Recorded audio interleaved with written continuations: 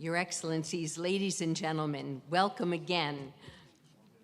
Please now welcome your Master of Ceremonies, WABC's eyewitness news anchor, Sade Bederinwa.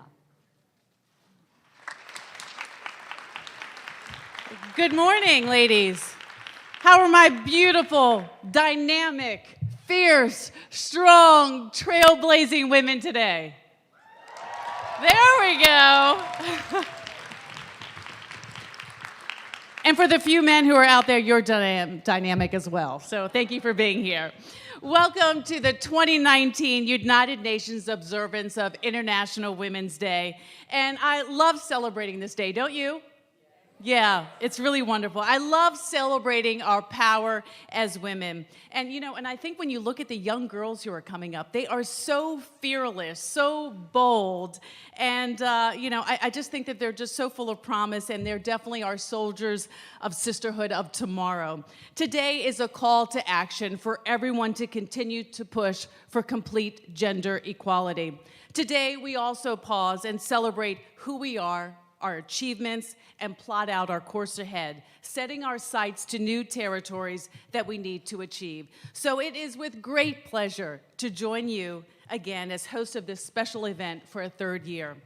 And last year, boy, did we achieve so much, didn't we? In just a short period of time with our collective voice, the Me Too movement, right? Incredible what happened here. Time's up.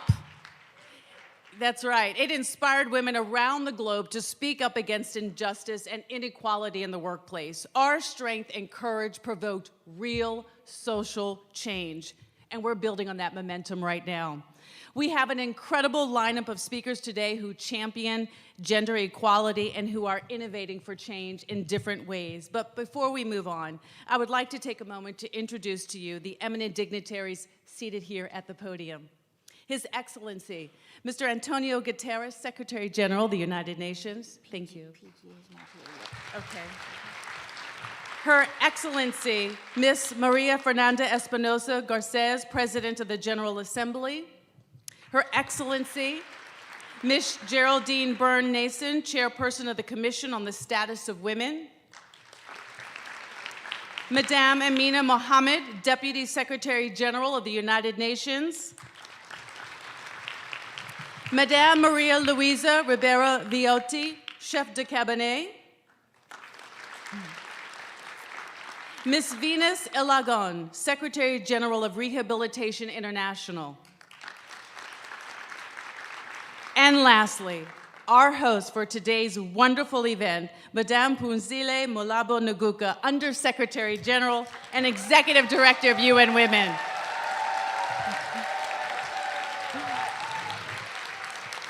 There's a lot of love in this room for you.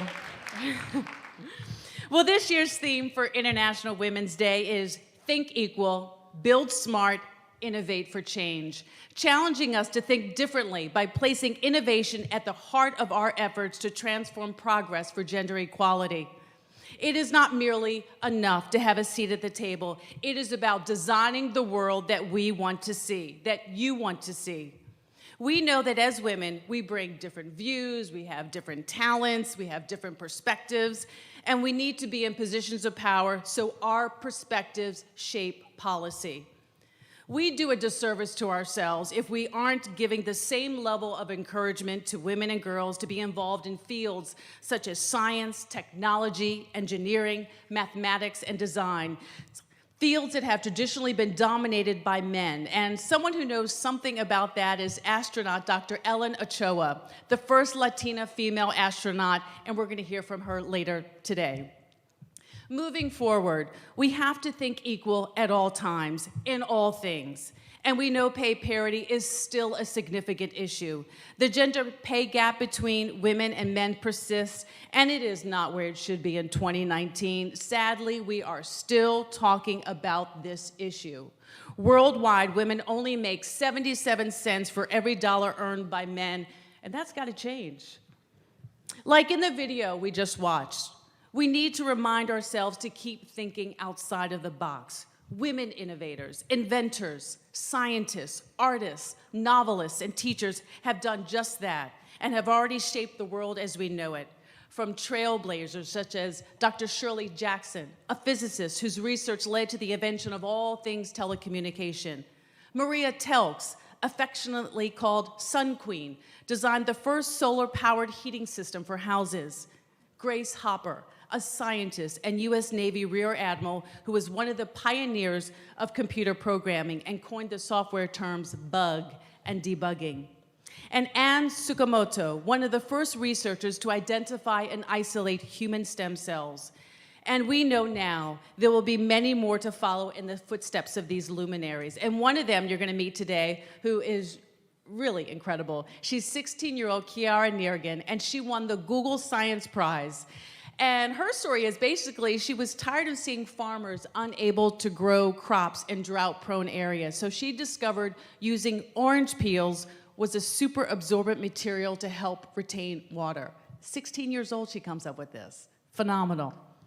We know that women and girls have a crucial role to play in the design, build, and use of social innovations that shape our societies.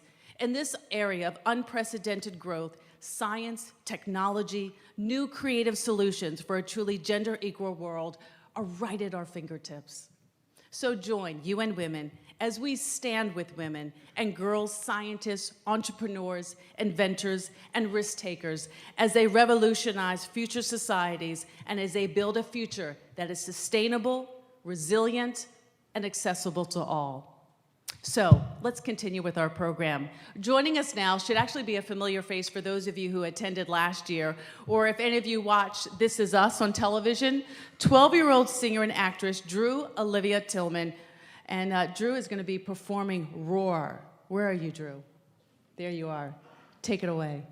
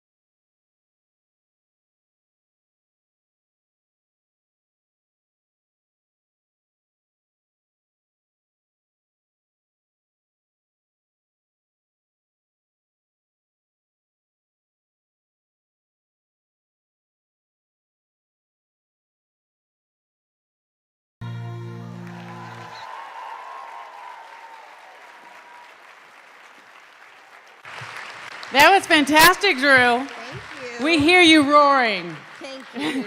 You know, you were here last year. Yes. And first of all, you are just such an incredible singer. Thank you. We can really just see how you've just grown just to be a beautiful young lady. I really appreciate it. So what does today mean to you?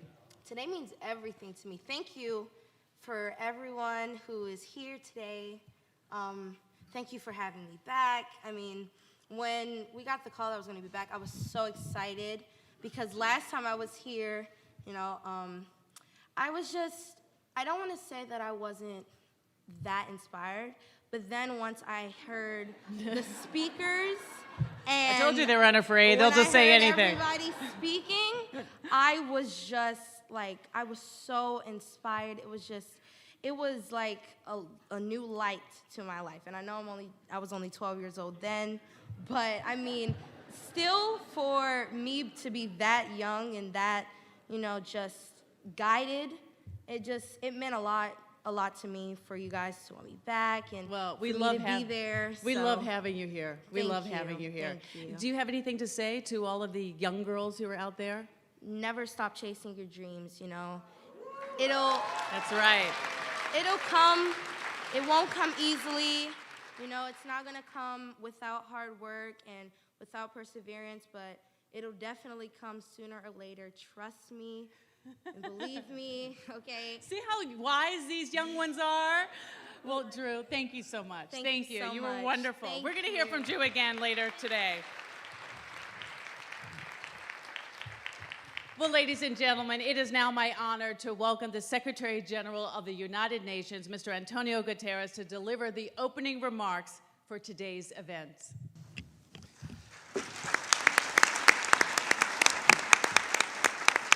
Excellencies and dear friends, warm greetings on International Women's Day. This year's observance falls at a time when our world faces many global challenges, from climate change, inequality, armed conflict, humanitarian emergencies, to the weakening of commitment to multilateralism. But gender equality and women's rights are fundamental to addressing each of these challenges. We can only re-establish trust and rebuild global solidarity by challenging historic injustices and promoting the rights and dignity of all. We can only achieve sustainable development and peace by drawing on all our assets and capacities. And in recent decades, we have seen remarkable progress on women's rights and leadership. But these gains are far from consistent, and they have sparked a backlash from an entrenched patriarchy. Gender equality is fundamentally a question of power, and we live still in a male-dominated world.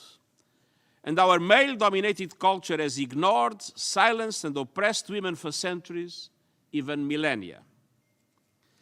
A recently published book drew my attention to the fact that Homer's Odyssey, one of the founding works of Western literature that recounts events that happened more than 3,000 years ago, opens with an account of Telemachus, the son of Odysseus and Penelope, telling his mother, and I quote, to stop talking and go back to weaving at a loom.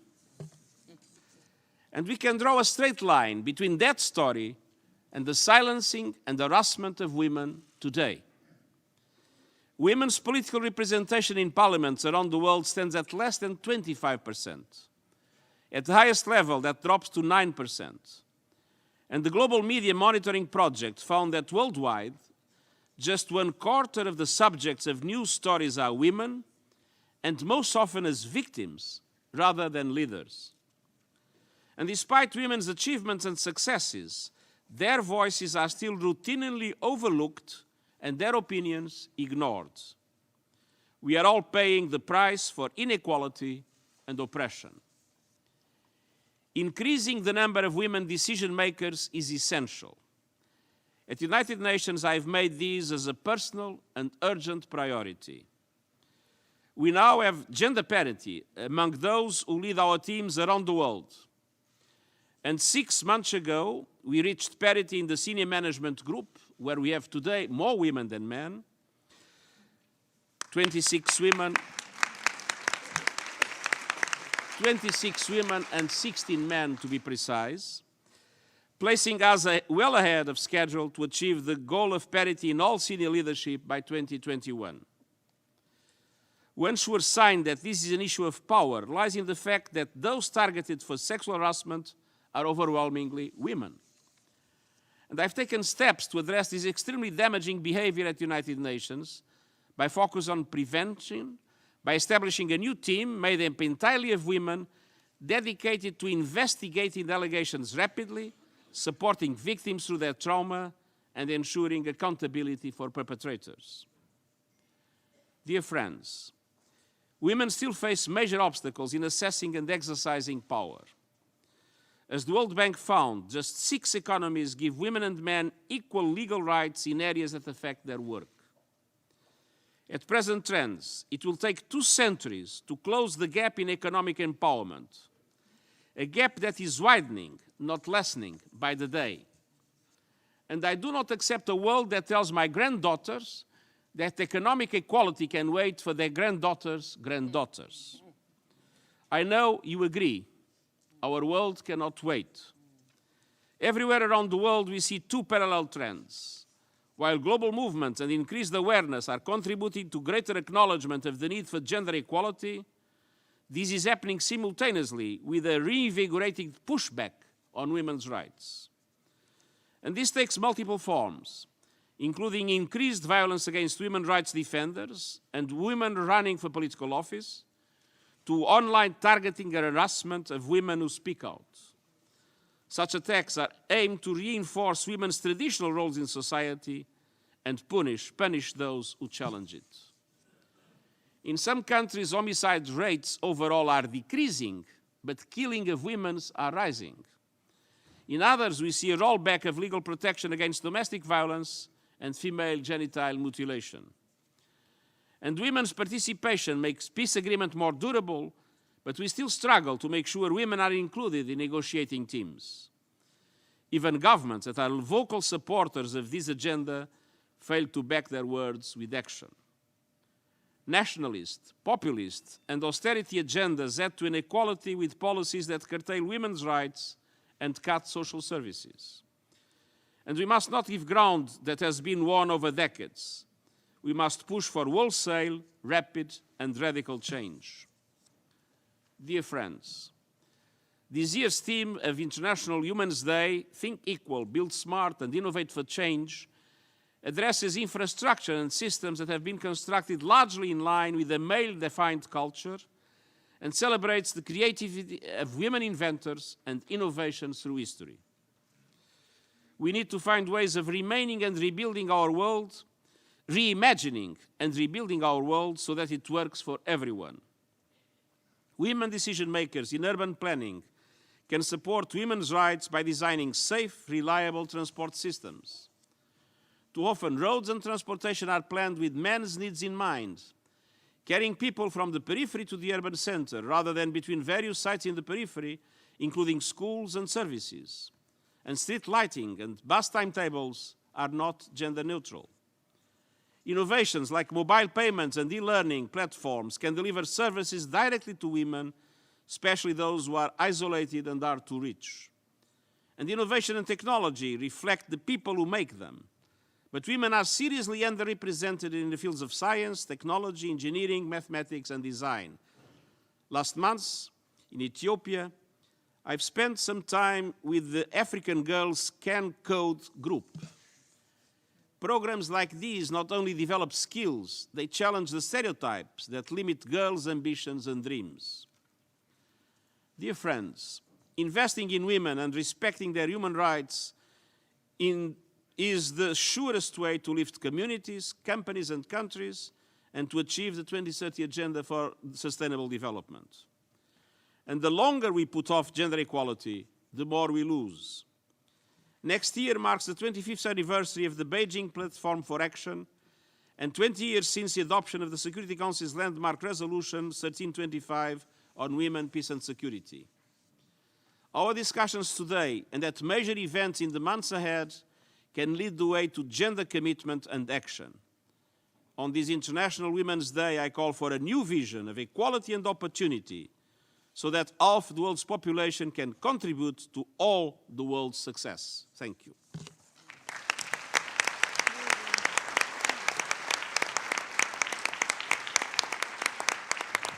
Thank you, Secretary General. And now I'd like to invite Her Excellency, Ms. Maria Fernanda Espinosa Garces, President of the General Assembly, to make her statement.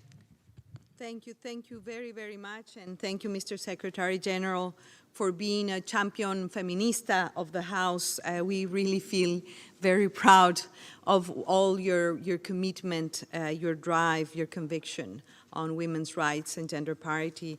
And usually we have a formula in the House, and I speak to the ones that are not often here at the UN.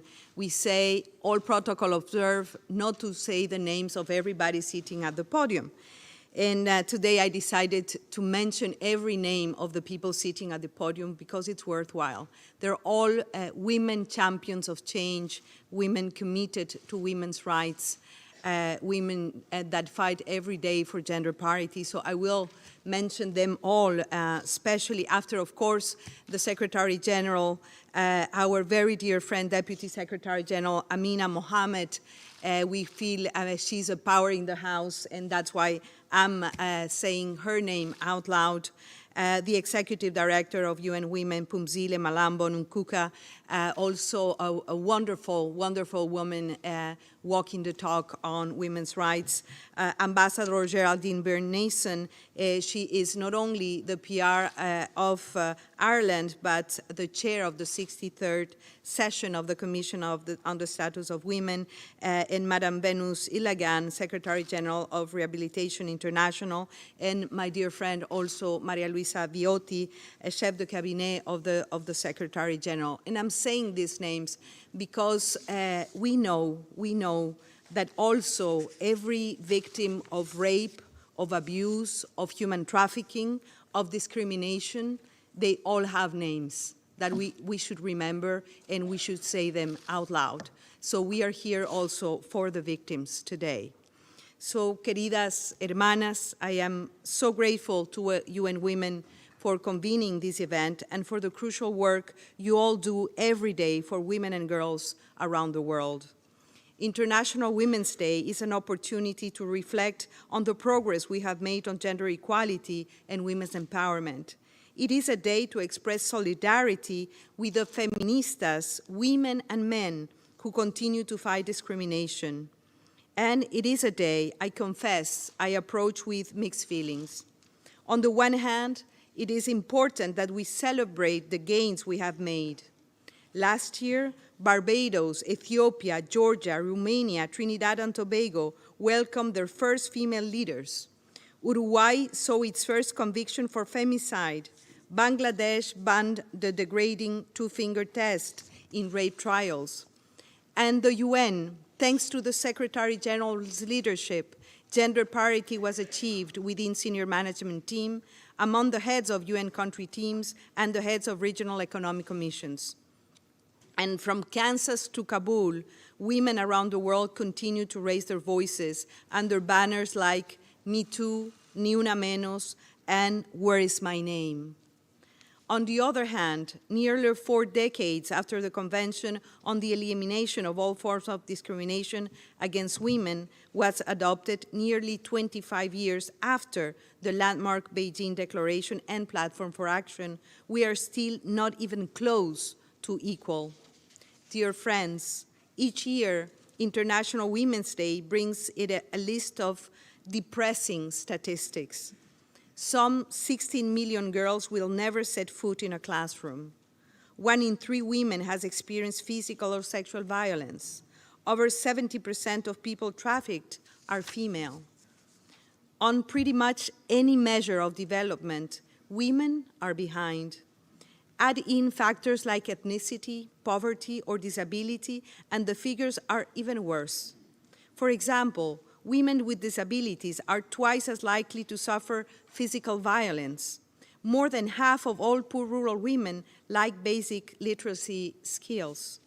These statistics are shocking, but they will come as no surprise to half of the people in this very room. Every woman and girl knows that her lived reality is very different to that of her father or brother. For us, simple things, going to school, deciding what to wear, using the toilet, meeting a male friend, can be matters of life and death. Dear friends, the first International Women's Day celebrations took place over 100 years ago. How much longer can the world afford to leave our potential untapped? We have just 11 years left to achieve the Sustainable Development Goals.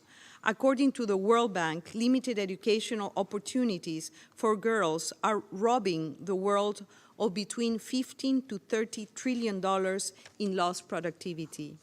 We desperately need to close the gender education gap and get more women into science and technology. We need more inventors like Asa Abdel Hamid Fayyad, who at the age of just 16 found a way to convert plastic waste into biofuel, and Chiara Nirgin, who also at the age of just 16 used orange peel to develop a low-cost material to help soil retain water. Chiara is here with us, and it is excellent that this event and CSW are putting emphasis on female innovators. Excellencies, supporting innovation, ensuring that the needs and experiences of women and girls are embedded in urban planning, in new technologies, these are practical steps that UN agencies, that governments and communities can take.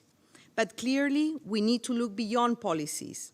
Several countries have had decades of equal pay legislation, for example, but the gender pay gap will only close in 2086 at the current rate of progress. So what can we do? I believe that there are two things we should prioritize. First, boosting the number and diversity of women in leadership positions. Just 20 countries have female leaders. Less than a quarter of parliamentarians are women. Just 5% of Fortune 500 companies have female CEOs. On the 12th of March, I will be holding a high-level event on women in power, bringing together female world leaders and youth leaders to get them working collectively across generations, regions, and sectors on this goal. And second, increasing our support to grassroots organizations. Time and again, we have seen that bold actions by leaders requires pressure from below.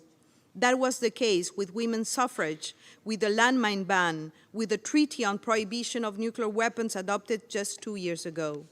We need to make sure that funding goes to those who really know what is needed on the ground and whose actions guarantee enduring transformation. Dear friends, next year, the international community will celebrate the 25th anniversary of the Beijing Declaration and Platform for Action, and rightly so. But we should also feel a sense of shame. For too many women, the vision of Beijing remains a distant dream, and the gains we have made are under threat from factors such as discrimination, violence, and soaring inequality. So I hope that the coming months will see the global movement for gender equality grow stronger. We must show our impatience and anger. We must take the fight into our communities and into the corridors of power. Let us not forget Audre Lorde's powerful words. I am not free while any woman is unfree, even when her shackles are very different from my own. Thank you very much. Very nice. Very nice. That's great. Powerful words. Thank you, Your Excellency. Now I would like to invite Her Excellency Ms. Geraldine Byrne-Nason, Chairperson of the Commission on the Status of Women, to make her statement. Thank you very much. Secretary General, President of the General Assembly, Executive Director. Dear Deputy Secretary General Amina, I am thrilled to share the platform with you this morning. Sorry. I gather the microphone wasn't on. Good morning, everyone. I'm thrilled to be on the platform this morning with such distinguished panel. I'm here with you, as has been said earlier, as the chair of the Commission on the Status of Women, and I want to wish you all a very happy International Women's Day. And I'll do as I always do, take the license of saying that to you in my own language, Irish. Lá idir nó siúnta na man, hana íomh go léir. The truth is, in the early days of the UN, women were few and far between in this building. It took us quite some time for our voices to be heard and for our messages to register. Yet today, on International Women's Day, there can be no doubt we're here to stay, we're sitting centre stage, and we have absolutely no plans to lower the volume, as we just heard from Drew.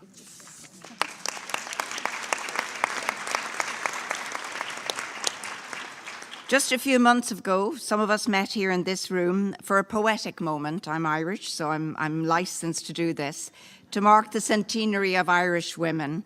Ireland's greatest living poet, a woman, Evan Boland, who happened also to be the daughter of the only ever Irish President of the General Assembly, read from a specially commissioned poem, setting the bar for women for the next 100 years. And I quote from her, "Our future will become the past of other women." To ensure that this becomes a reality, we simply have to become the trailblazers. Every step forward we take, we know there are some waiting to place a stone in our shoe to slow us down. We cannot be afraid. We need to push forward, not walk, but run. There are more than enough of us here in this room with global impact to make up a formidable relay team. We must take up the baton from those who have gone before and advance more quickly. Here today, we have the baton now for future generations. Let us not forget the countdown. The race is on. The race to 2020, the race to 2030, the race to 2063. They're well and truly on. We look ahead along that race course to the 25th anniversary of Beijing, and we realize that we've a lot left to do. In 1995, it looked a bit like a marathon. Just 11% of women were parliamentarians. Today, we've heard already, just 25% of women globally are parliamentarians. This means that only, and I emphasize only, 1 in 4 women currently represent their populations at national level in governments. That's simply not good in parliaments, actually. It's simply not good enough, and it's simply not a reflection where we would have thought we would be 25 years later. It's not a reflection of where we ought to be. At the Beijing World Conference on Women, we saw a whirlpool, a wave that began rippling across the globe, the realization that women's rights are human rights and human rights are women's rights. Today, we ask you to keep that to the forefront as you think equal, build smart, and innovate for change. To do that, we need to think big, we need to act big. We have already heard today that girls and women are grossly underrepresented in STEM, but there are also the hidden women in STEM, hidden, unrecognized women. Katherine Johnson, who was lauded in recent years for her work at NASA in the 1960s, one of the many hidden figures. I think also of an Irish woman, Jocelyn Bell Burnell. Her undergraduate work led to discovering radio pulsars, but her male supervisor was awarded the Nobel Prize. At Jocelyn's school in Ireland then, in the 60s, girls were not permitted to study science. The school curriculum only allowed cooking and cross-stitching, neither of which would be my forte, I admit. Thankfully, we've left that behind, but we still, as we've heard from earlier speakers, have many fields to conquer. I call them the 6 Cs. The first C, curricula. We simply need to provide equal opportunities for boys and girls in school curricula. The second C, career. Career information needs to be disseminated. Girls need to know what's possible. The third C, correct. We need correct facilities for girls to ensure school attendance and high achievement. That can be a toilet or a road. The fourth C is caring, caring responsibilities. We need to help women manage caring responsibilities and careers. The fifth C, childcare. Childcare services are essential. Marian Wright Edelman said you can't be what you can't see. The sixth C is that we need capable role models for success. That's why I'm delighted that later we'll have two science and technology powerhouses with us, Ellen Ochoa and the Irish woman Lorraine Twohill, who speak to you all. Let me personally add two more C's: confidence and courage. We must instill confidence and courage in one another to ensure that we break down these barriers in this great race to equality. I'm proud to be here as the chair of the Commission on the Status of Women, a wonderful, vibrant expression of activism and deliberation. The CSW is really a call to action in its own right. On Monday, over 10,000 extra actors will come to this building from every part of the world, across civil society and government. The theme this year is social protection, access to public services, and sustainable infrastructure. These are critical issues that we will consider for the first time ever. We have a real opportunity to break new ground and a chance to agree new normative standards. We're the only international body that can do this. Why is it important that we have social protection and public services? Social protection and public services, simply put, free women up. It empowers women to participate, empowers women to lead in communities and politics, in peace agreements, to fulfill their potential. Affordable childcare, healthcare, education, these are the real issues we will be discussing in this building in the next 2 weeks. They're real issues women encounter every day.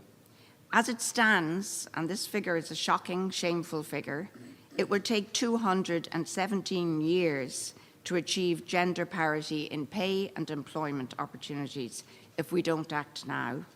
I don't know about you, but I'm far too impatient for that. Right now, there are 130 million girls out of school across the world. That's the same as putting the entire populations of France and Tanzania together and counting them. We simply cannot wait. Just think about it. If every girl was to complete second-level education, it would add up to $30 trillion to the global economy. So investing in girls not just makes business sense, but invests in sustainability for society and an economy. In other words, in my view, we cannot afford to wait. Here's the thing. No one wins when women and girls get left behind. CSW, in the next 2 weeks, offers each of us in this room an opportunity to make a real difference. I never tire of saying that those of us in this room are the privileged ones. Let's not squander that privilege. We know that it's when women get involved that things start getting done. On this International Women's Day, as we recommit to future generations of women and girls to come, we need to pick up the pace, blaze that trail towards equality. We need to push forward on hope. As I do that, I'm going to reach right back to the 18th century, to one of the earliest advocates for women's rights, Mary Wollstonecraft, who said, "I do not wish women to have power over men, but over themselves." That's all we ask. Frankly, sisters, we can take it from there. Thank you.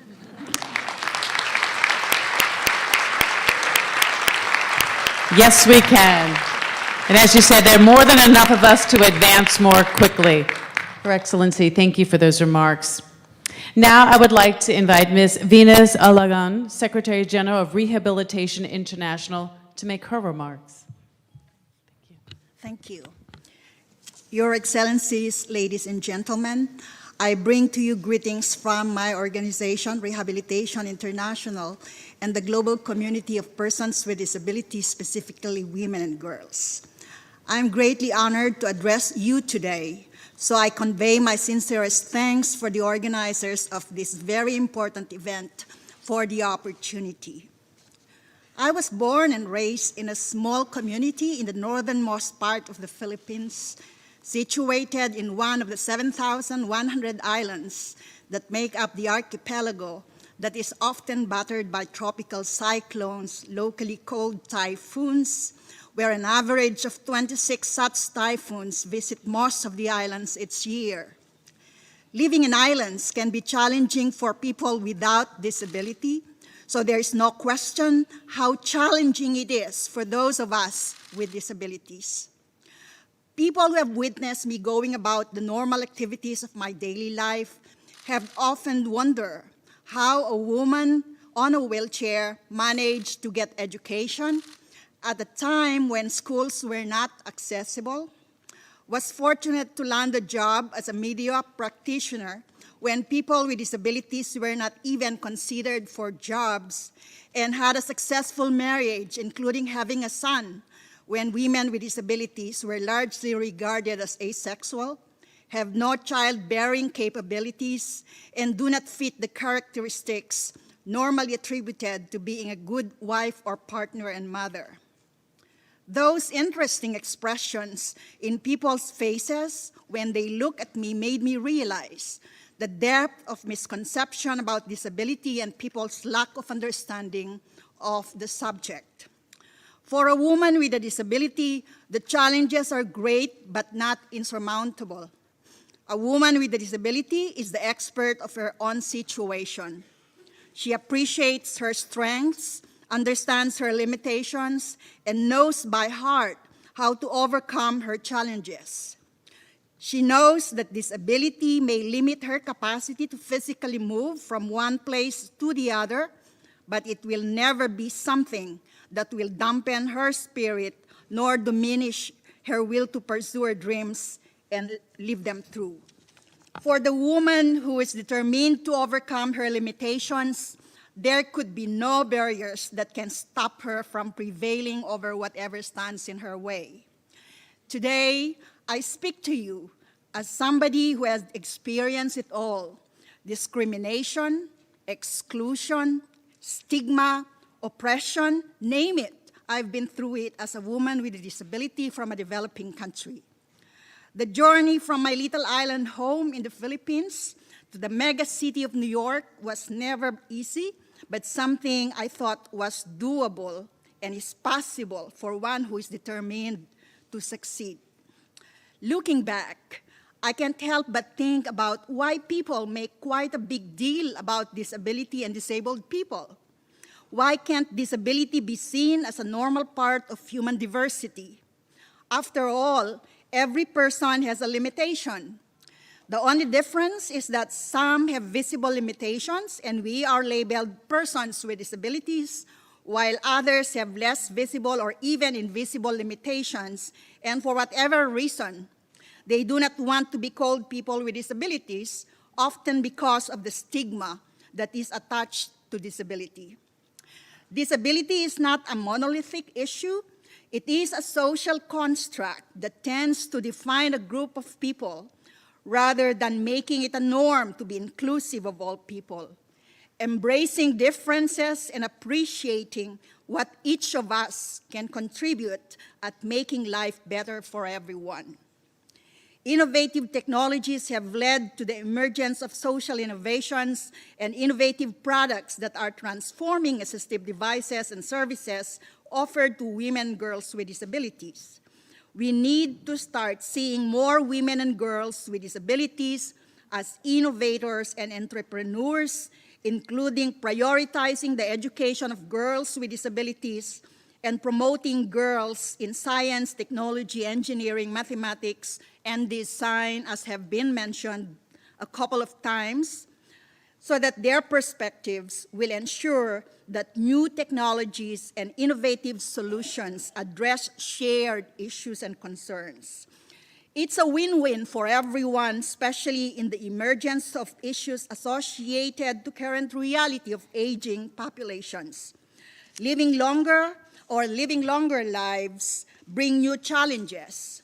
The U.S. Centers for Disease Control and Prevention indicate that life expectancy in the country is approaching 79 years. So it's time to think about the challenges that goes with longevity, the need to use wheelchairs, hearing aids, and other assistive devices, the preference to use ramps rather than climbing upstairs, and the inevitability to becoming dependent on others for certain tasks and functions rather than doing this ourselves are just a few of the numerous needs that must be invested to meet the needs of all women and girls. In this changing world, it is important to hear directly from us. We have the opportunity to be more inclusive society with innovation and technology. It's time for us to start looking at disabilities as an opportunity to change perspectives and attitudes, to give more positive second look into a subject that some of us may have been afraid to even talk about. Accepting disability as a normal part of life would enable us to celebrate our diversity, appreciate our differences, and a chance to embark at finding innovative solutions to challenges that we would eventually face as a result of living longer lives. Acknowledging the shift in paradigms in our understanding of disability issues, one that is extremely intersectional and which affects all of us, will give us the opportunity to prepare for what lies ahead, enabling us to live not just longer lives, but more importantly, meaningful and productive lives. We have the power to make a difference not just for ourselves, but for others in helping overcome obstacles and barriers created by non-inclusive society. Please help break the barriers. Thank you.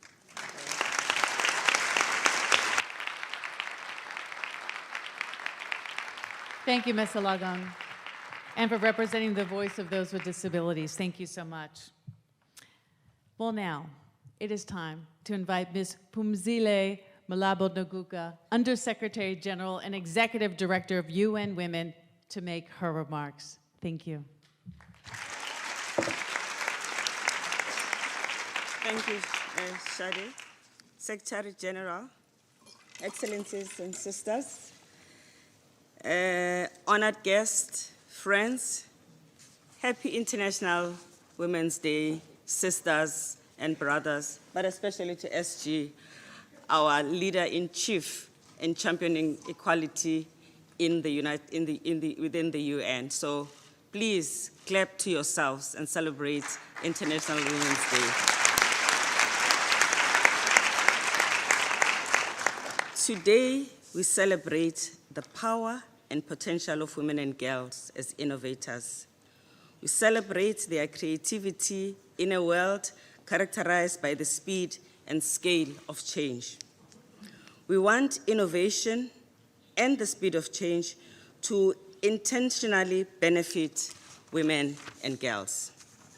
And we want women and girls themselves to be inspired to innovate and influence the whole ecosystem of innovation. Women are not simply consumers of prescribed solutions. They also design solutions for whole society, and they are also equipped to address the issues that affect their lives especially.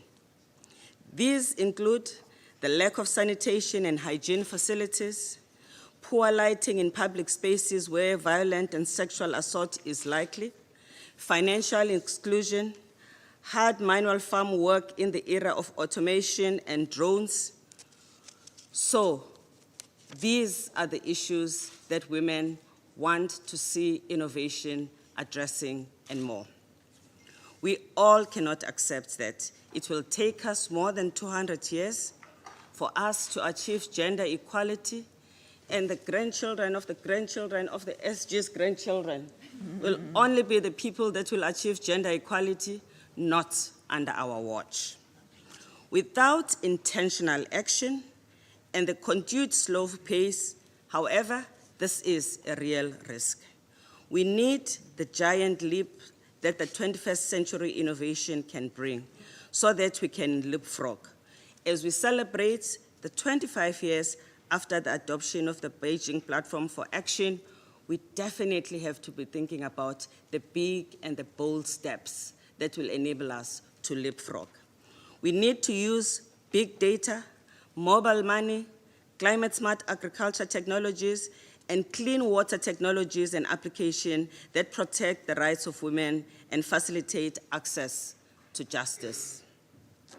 Mobile technology has enabled a range of services and represents an unmissable opportunity for development. Access to these proven disruptive technology solutions has to be made universal to all those who need it. It means that our regulators have to be encouraged to regulate for the 21st century, not for the banking industry of the 20th century. There are already 3.3 billion people globally who are now able to use mobile internet, even though we still have digital divide, gender-based digital divide. But 80% of women in low and middle income countries now own a mobile phone.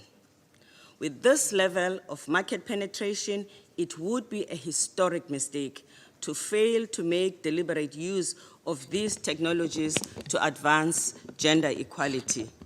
We know that these technologies are effective. Our own UN Women initiative on Buy from Women Enterprise uses mobile technology to connect women farmers and cooperatives to information, finance, and markets, optimizing the supply chain for women. We know that many more women can use this technology. Women, even with limited resources, have been creating solutions for their problems. Building low-cost solar lamps for small businesses, and for individual homes and healthcare.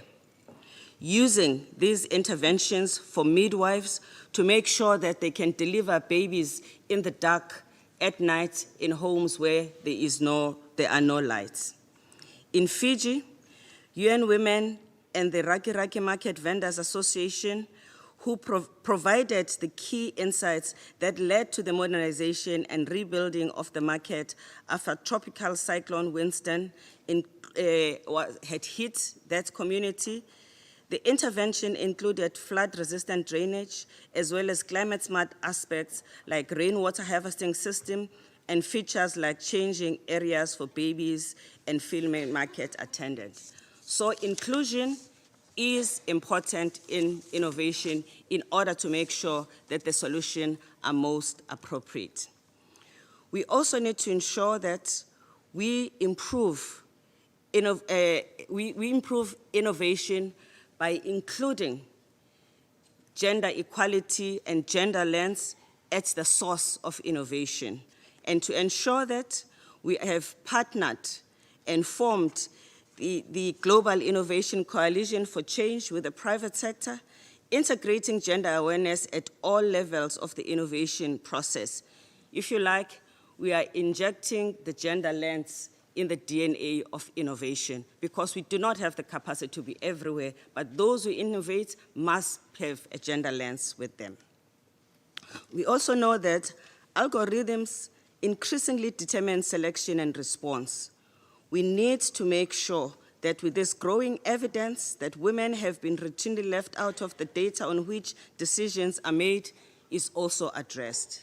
Big data is only reliable support for decision-making if it draws on a pool of unbiased information. Artificial intelligence cannot be intelligent if it is gender blind, and therefore we need to address also to bring about gender lens in that field. We are working with key partners to improve gender statistics, rebalance those data pools, and tell the real-life stories of role models who are women all over the world. I hope those of you who are in New York have seen the virtual reality display in the Visitors Hall, a partnership with Google to bring to life the experiences of courageous women human rights defenders and activists and make sure that they are visible to many in the world. And some of them are here with us. Thank you for being here.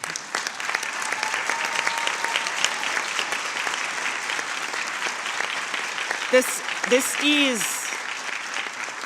is using technology to amplify these stories. And in partnership with Amazon, We are using Alexa's voice-activated technology to tell stories of women who are role models, who are bringing about change in the world. Alexa, what's my flash briefing?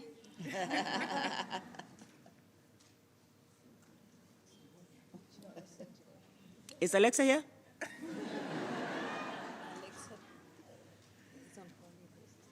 Here's your flash briefing from UN Women's Stories on Gender Equality. In Nigeria, less than 6% of women hold political positions. Lois Uta wants to change that.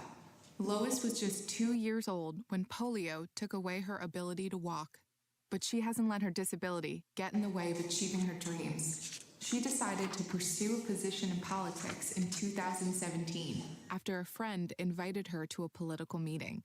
Lois was inspired to create space for women and people living with disabilities and to show other people with disabilities what is possible. In April 2018, she decided to run for a seat in the House of Representatives in Nigeria. After several consultations with leaders, students, and community members, she received enormous support and became the nominee for her party.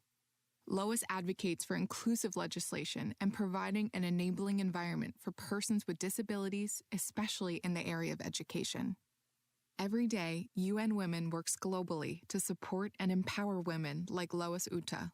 Learn more at unwomen.org. Those who have Alexa, you can hear a story from us every week about an amazing women from a different parts of the world.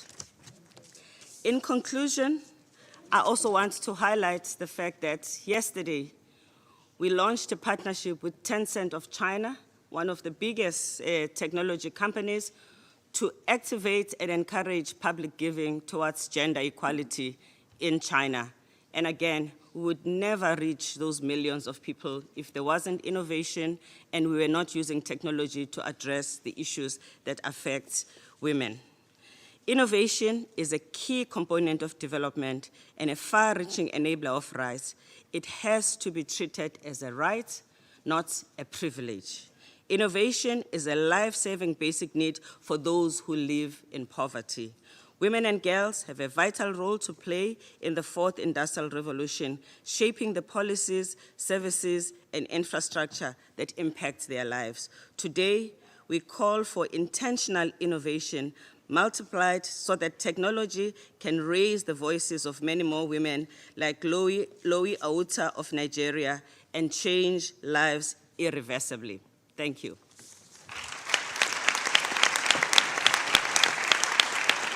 Thank you, Madam Executive Director, and thank you very much to all of our speakers for your inspirational words, and thank you especially Secretary General, who will now be departing. Thank you for coming today and lending your voice and your continued support. Thank you very much.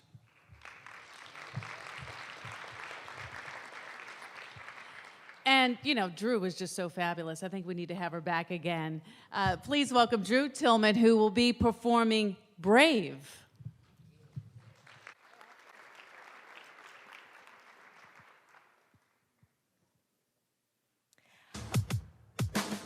Are all my ladies ready to be brave in 20?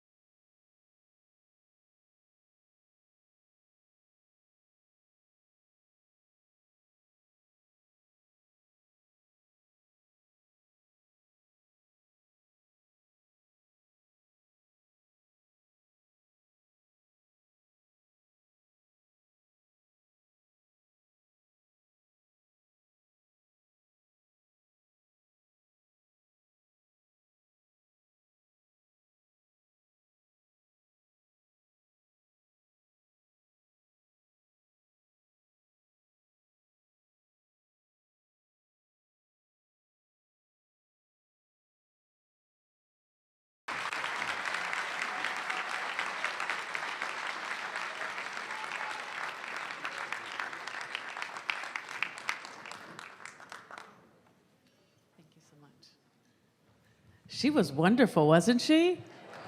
I mean, she's just like elevated the whole room, all of this energy. Drew, thank you so much. It's so good to have you here again with us. And remember, we can catch you, right? When is the TV show? Okay, all right. Even though I'm an ABC girl, you know, but there's still love there at NBC, as well as CNN. CNN's in the house as well. Well, thank you all. Thank you all. I know everyone has to make their way. But again, thank you all for your support and your involvement. Secretary General, thank you again.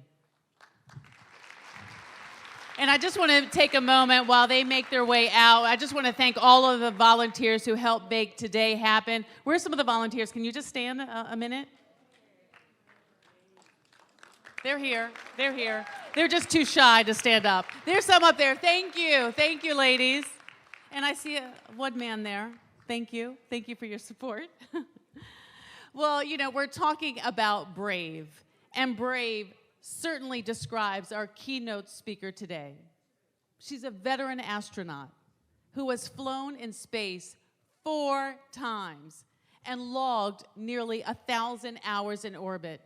She's an engineer, an inventor who holds 4 patents, the former director of the Johnson Space Center, who's been recognized with NASA's highest honor, the Distinguished Service Medal. And she makes all of us proud, having made history as the first Hispanic woman to go to space. Let's take a look.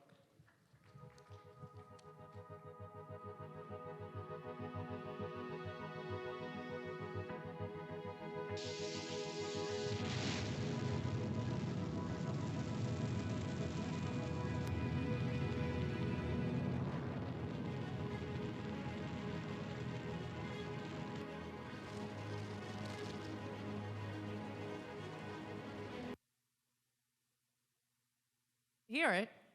Now we just need to see it. Okay, we're going to try this. We're going to try this again. Clearly, we're just having a few technical problems. Are we going to try to cue that up again?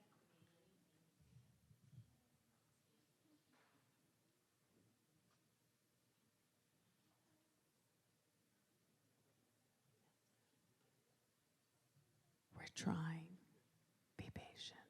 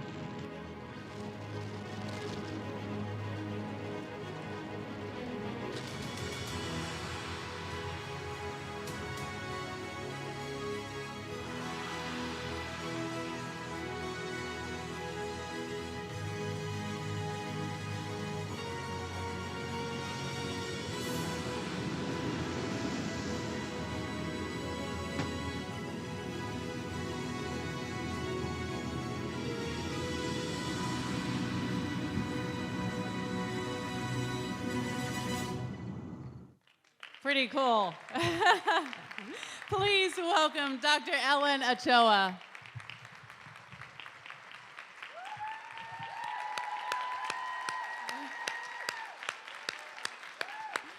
Thank you so much. Thank you so much. It's so great having you here. Well, thank you so much. I am so honored to be here today to address you as part of the UN's official commemoration of International Women's Day.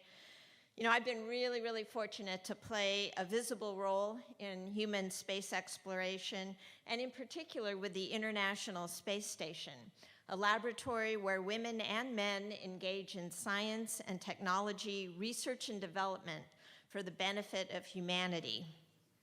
We need all the brightest minds on this journey, which is why encouraging girls and women in STEM fields is so important. And I think my experience really does embody your theme of think equal, build smart, and innovate for change. So I wanted to talk a little bit about my story and then talk a little bit more about women and the space program and really how that applies to the UN's Sustainable Development Goals. I was told by my mother pretty much my whole life how important education was. And she was also somebody who loved learning, never had the chance to go to college when she was young, but she took a class a semester every year for about 20 years while she was raising my 4 brothers and sisters and me, and ended up graduating from college about 2 years after I did. So she was a huge influence in my life. I did go off to college, wasn't sure what I was going to major in, but just knew that working hard in school was one of the things that I could do that would really affect my future. When I was an undergraduate, and I had just recently sort of changed to a science field to study physics, the first astronauts that were selected specifically for the space shuttle program were announced. And of course, that was the first class that included women astronauts and included minority astronauts. And that was a really big deal. And I had just gotten into science, so I wasn't really thinking at all about the space program, didn't really know, how people got into it. But I became interested in engineering and in being a research engineer and being able to participate in discovery and in developing technology that could be used. So I ended up going off to Stanford for graduate school. And the very first year I was there was when the space shuttle flew for the first time. And of course, it was a very different kind of spacecraft than we had ever had before. And it was capable of many, many different things. And of course, a lot of it was designed to do science research in space. A couple years later, let's see if we can move to the next one. There we go. Sally Ride flew in space. I'm sure a lot of you remember that or know of it, 1983, of course, the first American woman in space. And that made a big impression on me. She had been a physics major like I had. She had also gone to Stanford, which is where I was currently studying. And so it made a difference that somebody that I could relate to in some way was now in space and participating in, the US space program. So I ended up completing my education. Oh, I guess I wanted to add this slide here. I'll come back to it a little bit later, but I did want to mention that I was able to be on a presidential commission for the celebration of women in American history. And this was in 1998, and it was basically in celebration of the 150th anniversary of the first women's suffrage convention in the United States. And I flew in space the next year, and I got to take with me this flag from the National Women's Party. So this flag was used as women were fighting for the right to vote in the United States. And on this particular mission, we had 3 women, 2 NASA astronauts and a Canadian astronaut. And we got to unfurl this flag in the middle of the International Space Station. And to me, that was a very symbolic role that I got to play in space. So, in graduate school, I decided I wanted to apply for the astronaut program. Didn't really think I'd ever hear back from NASA, but I waited until I got my PhD. And as I think we all understand, education, is really the key for women achieving gender parity, gender equality, and is so important. And I do want to thank the people that supported me, not just my family that you see here in this picture, but I had 2 really great dissertation advisors at Stanford University who supported me, and to this day, are mentors for me and friends and have followed along with me throughout my career. So I applied, but NASA only selects astronauts every few years, so I went off to a research engineering position at Sandia National Labs. And I had the opportunity to interview for the astronaut program and spend a week at Johnson Space Center, which was amazing. First time I had ever gotten to be there. So I wasn't selected that year, but I was encouraged to keep my application updated so that the next time they did a selection, I would still be able to be considered.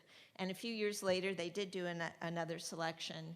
And so 5 years after I initially applied, I was accepted into the astronaut program. And by that time, women had been in the office for about 12 years. And so I think a lot of the initial, probably skepticism of how women would do as astronauts was already past us. And of course, a lot of that was due to the great work of the women astronauts who came before me.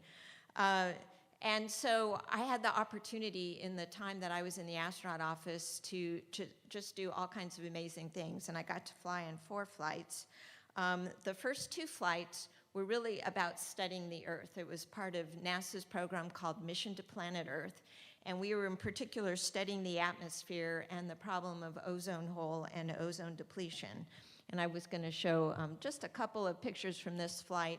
On all 4 of my missions, I had the opportunity to use the robot arm that comes to us from Canada. So this is me at the controls of the robot arm. I also got an opportunity to play my flute in space, something that was important to me. I know we all have hobbies that are important to us, and we actually shot some footage that was used in an educational video for elementary school students about what it's like to live and work in space. My second 2 flights, my 3rd and 4th flights, were part of building the International Space Station. And really, quite a bit of my career was associated with the space station. So on STS-96, the station looked like what you see on the left right there. It was just 2 modules, 1 Russian, 1 American. Nobody was living on board yet because we didn't have a habitation module. And our flight was going up to transfer a bunch of supplies, both inside and outside, to prepare for the first crew. Then I got to go back 3 years later. And what the station looked like at that point, you see in the middle picture. And we added the very first piece of the truss structure. It's about 42, 43 feet long. And we needed to build this out to about 350 feet long and add more solar arrays so that we could power all the laboratories. At this point, we just had 1 laboratory that was provided by the United States. And now we have 2 others from Europe and from Japan. And we needed to make sure we had enough power to be able to support all the science that was going to do. And so we were sort of the first part of that next phase of the station. And then on the right, you see what the station looks like today. If you overlaid it on a US football field, it's about the same size, both in length and in width when you count the solar arrays. And we've had people in space for over 18 years. Let me show a few photos from those slides. This is a slide from that same mission that I showed you with the flag. Because the station was under construction, we brought these construction signs with us as we were operating in the middle of the International Space Station. And then here's the flag again. That's Tammy Jernigan on the right and Julie Payette, Canadian astronaut, in the middle. And many of you may be aware that Julie is now the Governor General of Canada. This is a view in the Russian side of the space station where there was a nice window where we could look out on the Earth from there. And when I came back from my first mission of assembling the International Space Station, I was met by my little guy who turned 1 year old that week. And one of the things I wanted to mention was how important it is that women are able to have the ability to have kids, have quality childcare in order to contribute fully in the jobs that we can do, that we want to do, that we should be doing. And I was able to do that while I was at NASA. This was right before my final mission. My younger son turned 2 while I was in orbit, so I got to say happy birthday from there. I'm pretty sure he had no idea what was going on. But it was a fun memory for me. So after I came back from my 4th mission, I had the opportunity to go into a variety of management and leadership roles at Johnson Space Center. And it culminated with about 5.5 years as the director of Johnson Space Center, something I could never have imagined when I first visited there many years before as I was applying to the astronaut program. And in that role, I had the opportunity to do a variety of things. Of course, we were supporting the International Space Station, developing a new spacecraft called Orion. We're responsible for human health and performance in space.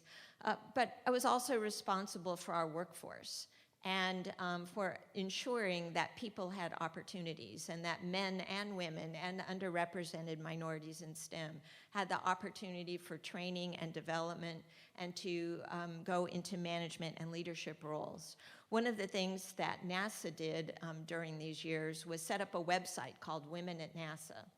And there's just a whole bunch of stories of different women there in their own words about kind of, you know, the path that they took to get to their particular position at NASA. And it's something that's available for anybody to look at, for people all around the world, women and girls, anybody who's interested. And so I wanted to make sure that you knew about that, because I think it is important to hear from other women and realize that really everybody has a different story to tell.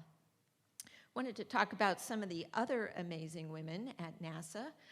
A couple of the astronauts who have spent 6 months or more on the International Space Station, you know, are people that I just really admire. On the left is Dr. Kate Rubins.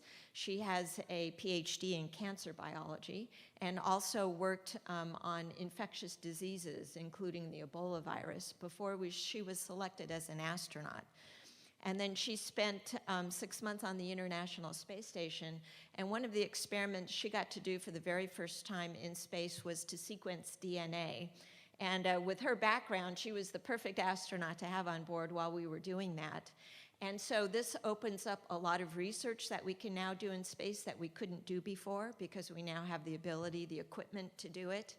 And is also really important for long duration travel, where we can monitor astronaut health as well as the health of the spacecraft itself. On the right is Dr. Peggy Whitson, and you may know about her because she has spent more time in space than any NASA astronaut, man or woman. 3 long-duration missions on the International Space Station. She was the first woman commander of the International Space Station, the first woman to be chief of the astronaut office at NASA. Really just an incredible legacy. And she has a PhD in biochemistry. And of course, all the astronauts do experiments in all different kinds of fields, but it's always great when somebody is up there with a particular expertise. And she was doing part of a Genes in Space experiment here in this photo. So it's really just some amazing women who have contributed to human spaceflight. Overall, the motto of the International Space Station is off the Earth for the Earth.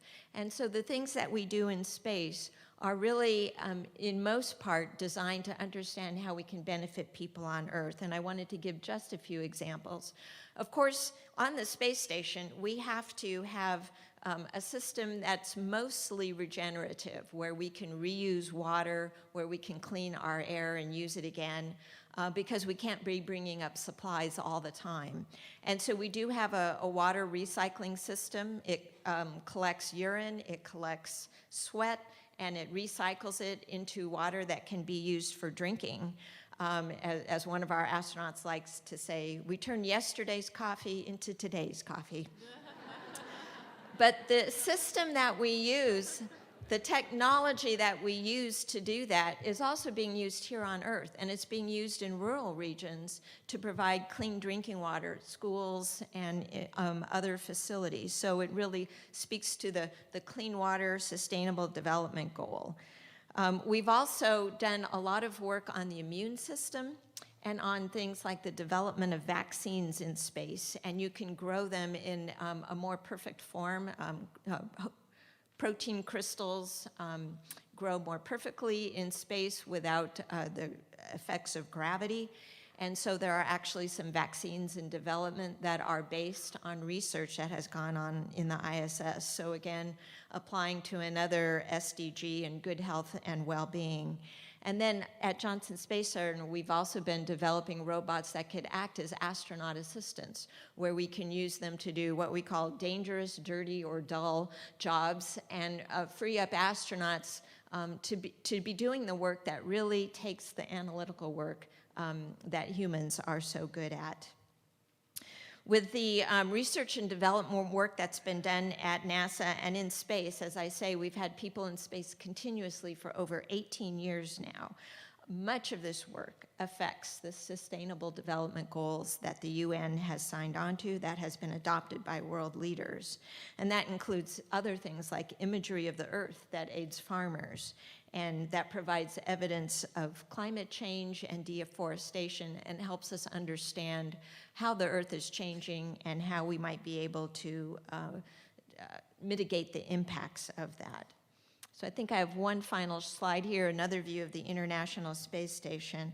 And I wanted to just leave you with the message that we need not just the women that I've showed you today at NASA, but women all around the world to be able to bring their ideas and leadership to make progress on these goals.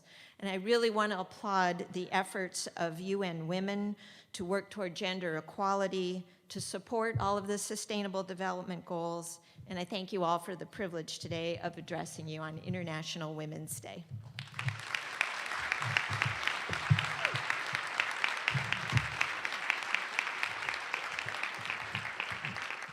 I mean, do you believe this? She actually went to space. It's pretty incredible. I mean, I just think that is the coolest thing.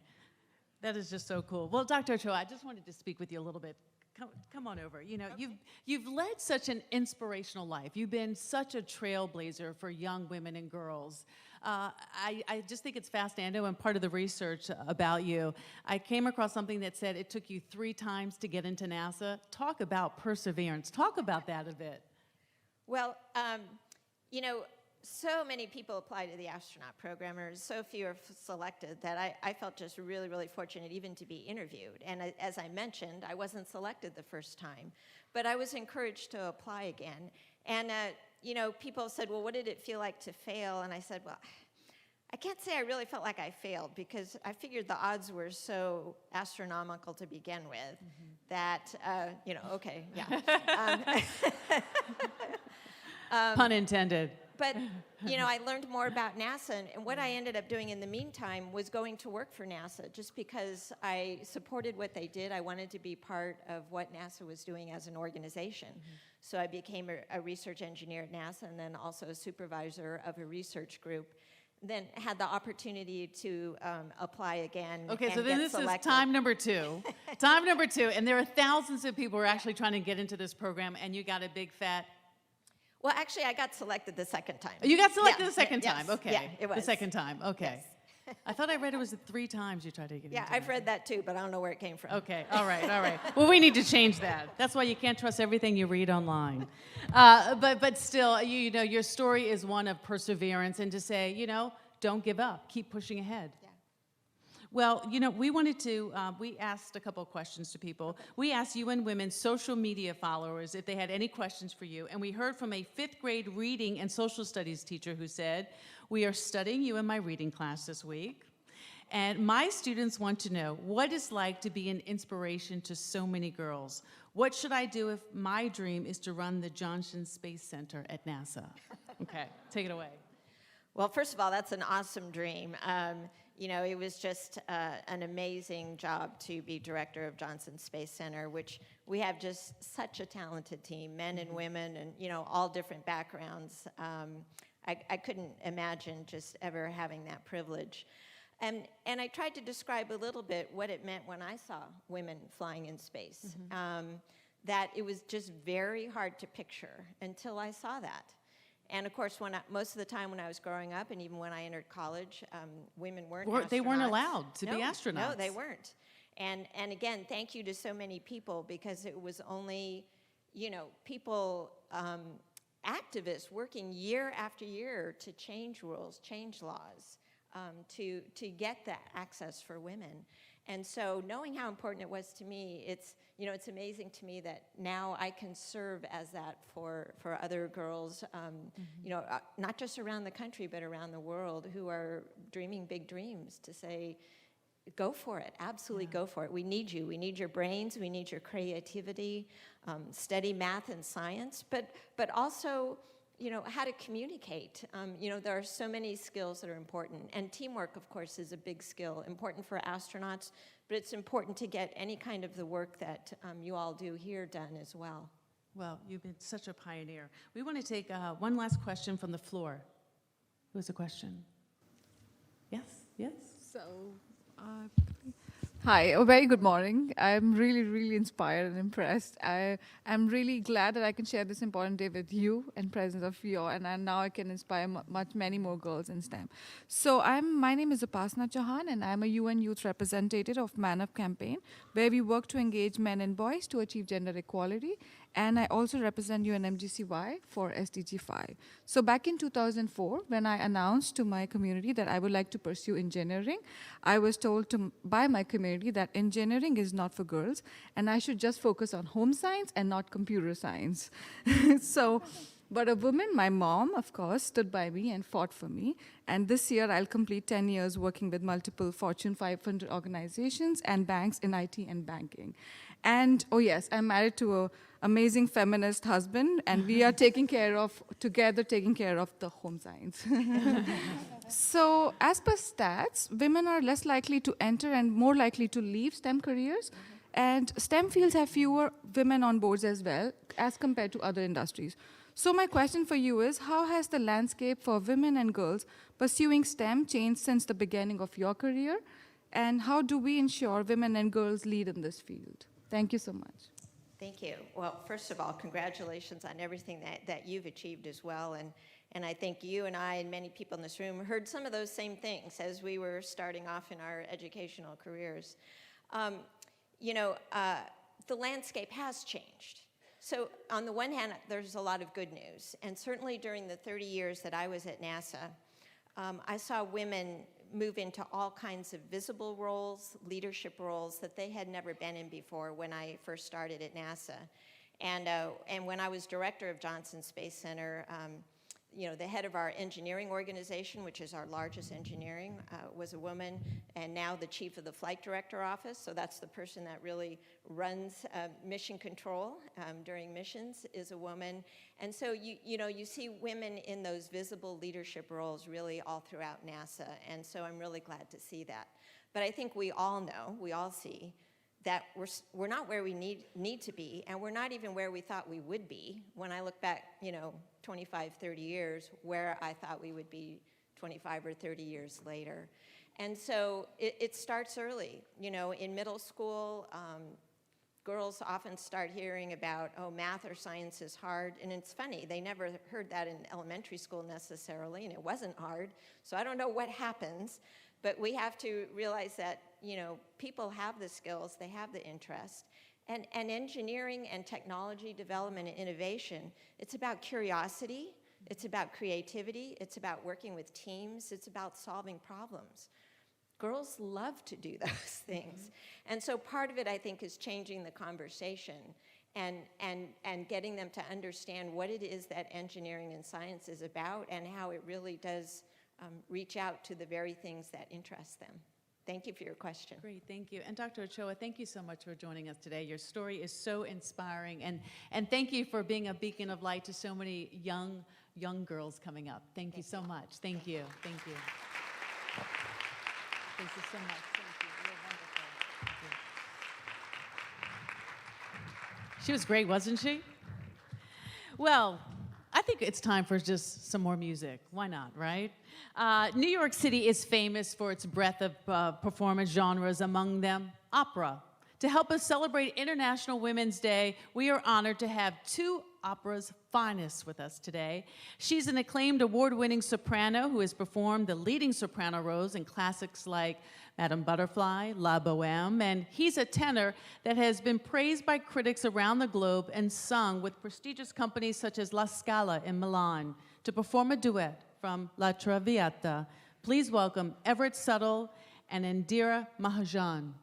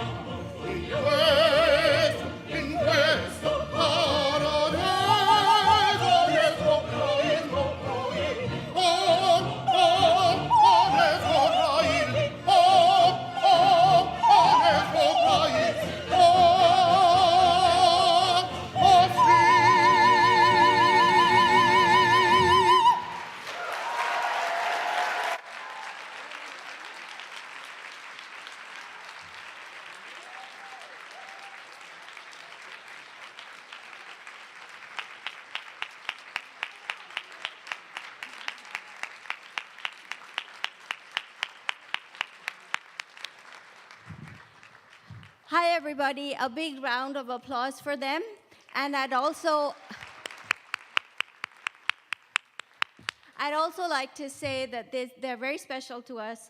I'm in a choir, which is called the Schiller Institute Choir, where many of us are here, and they sing with us often. So when we perform, we last performed at Carnegie on the 18th of December. And so this is a brotherhood and a sisterhood, and we'd like to especially thank all the members of the choir who are here, and of course you who have always accompanied the choir. So thank you very much.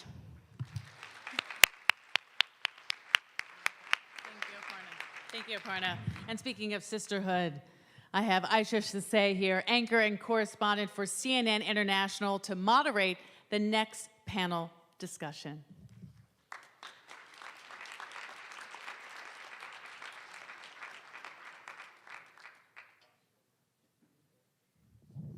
Thank you so much for that welcome. Thank you. Excellencies, ladies and gentlemen, all protocols observed. It is such an honor and a privilege to be here with you today. Before we get going, brothers and sisters, can I just ask you one more time to put your hands together as I pick up some paper? And to raise the roof on this International Women's Day.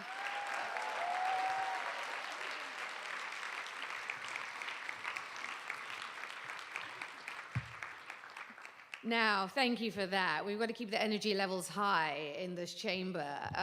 We have a wonderful panel pulled together for you today by UN Women, and I'd like to ask the panelists to please join us on the dais and to make their way while I tell us a little bit more about who we have.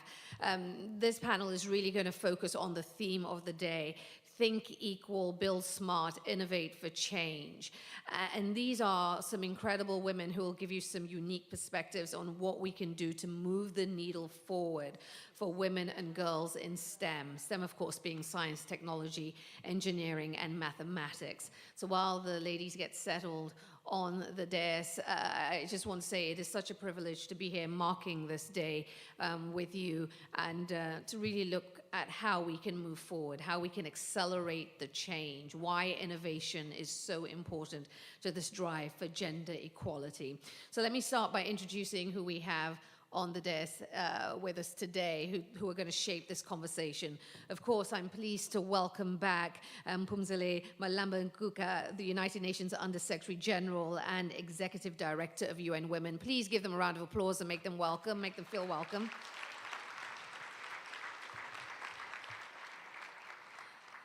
Her Excellency, Ms. Penelope Beckles, Permanent Representative of Trinidad and Tobago to the United Nations. She is President of the UN Women Executive Board.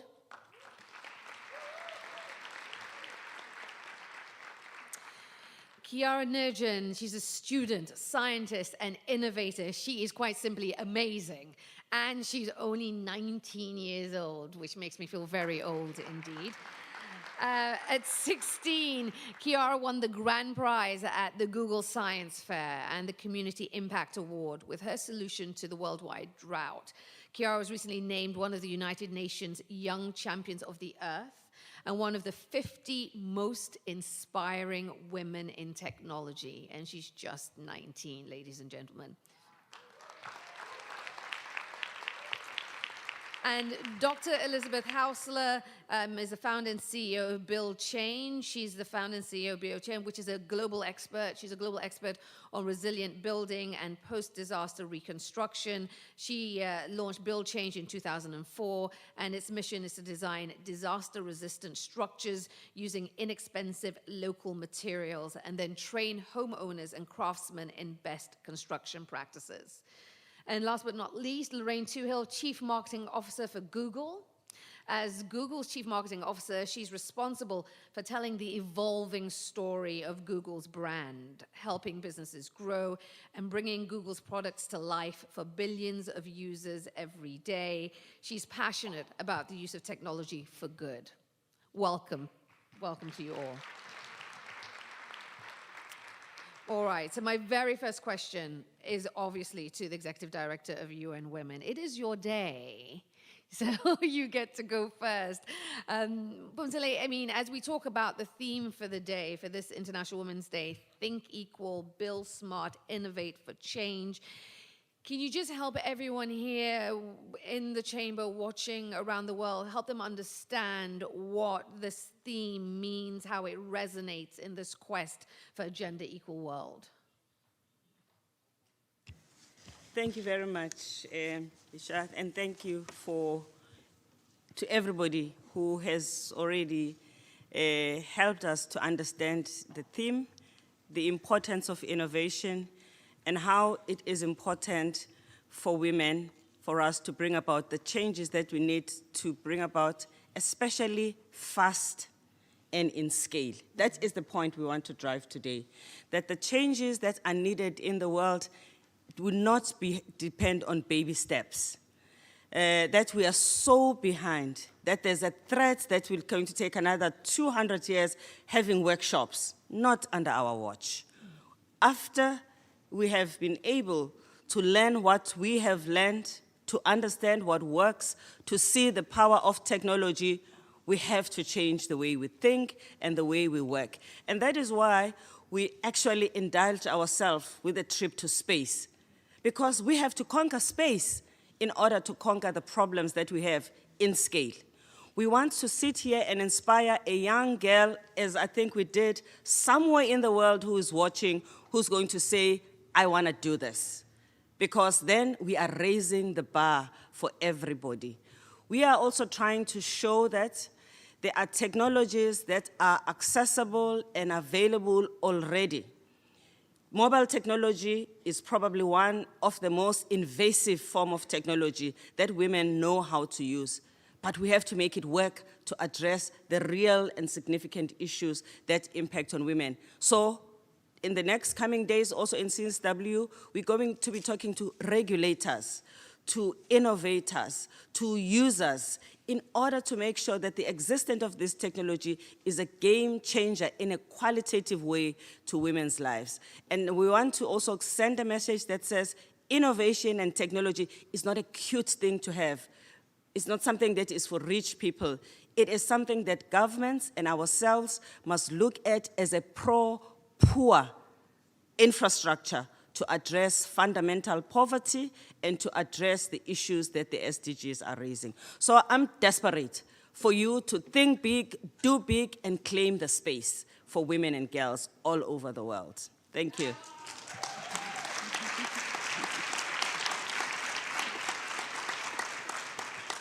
Thank you for that, Madam Executive Director. If I could turn my attention to Ms. Penelope Beckles and get your view. Obviously, we understand the need for technology and innovation to be at the center of the effort to push for gender equality. But why is it important to have women and girls involved in STEM and that effort? Okay, I'm sure the statistics, you all know that at least 50% of the world, women.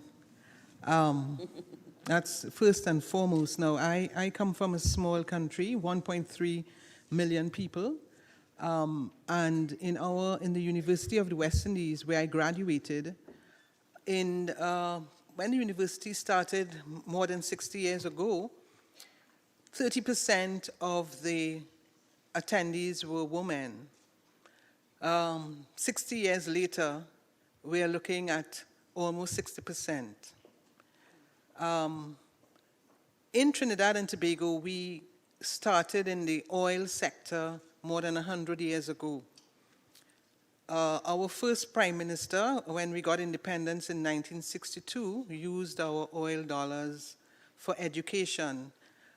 This year is 31 years since I was called to the bar as an attorney at law, and I was fortunate to have free primary, secondary, and tertiary education.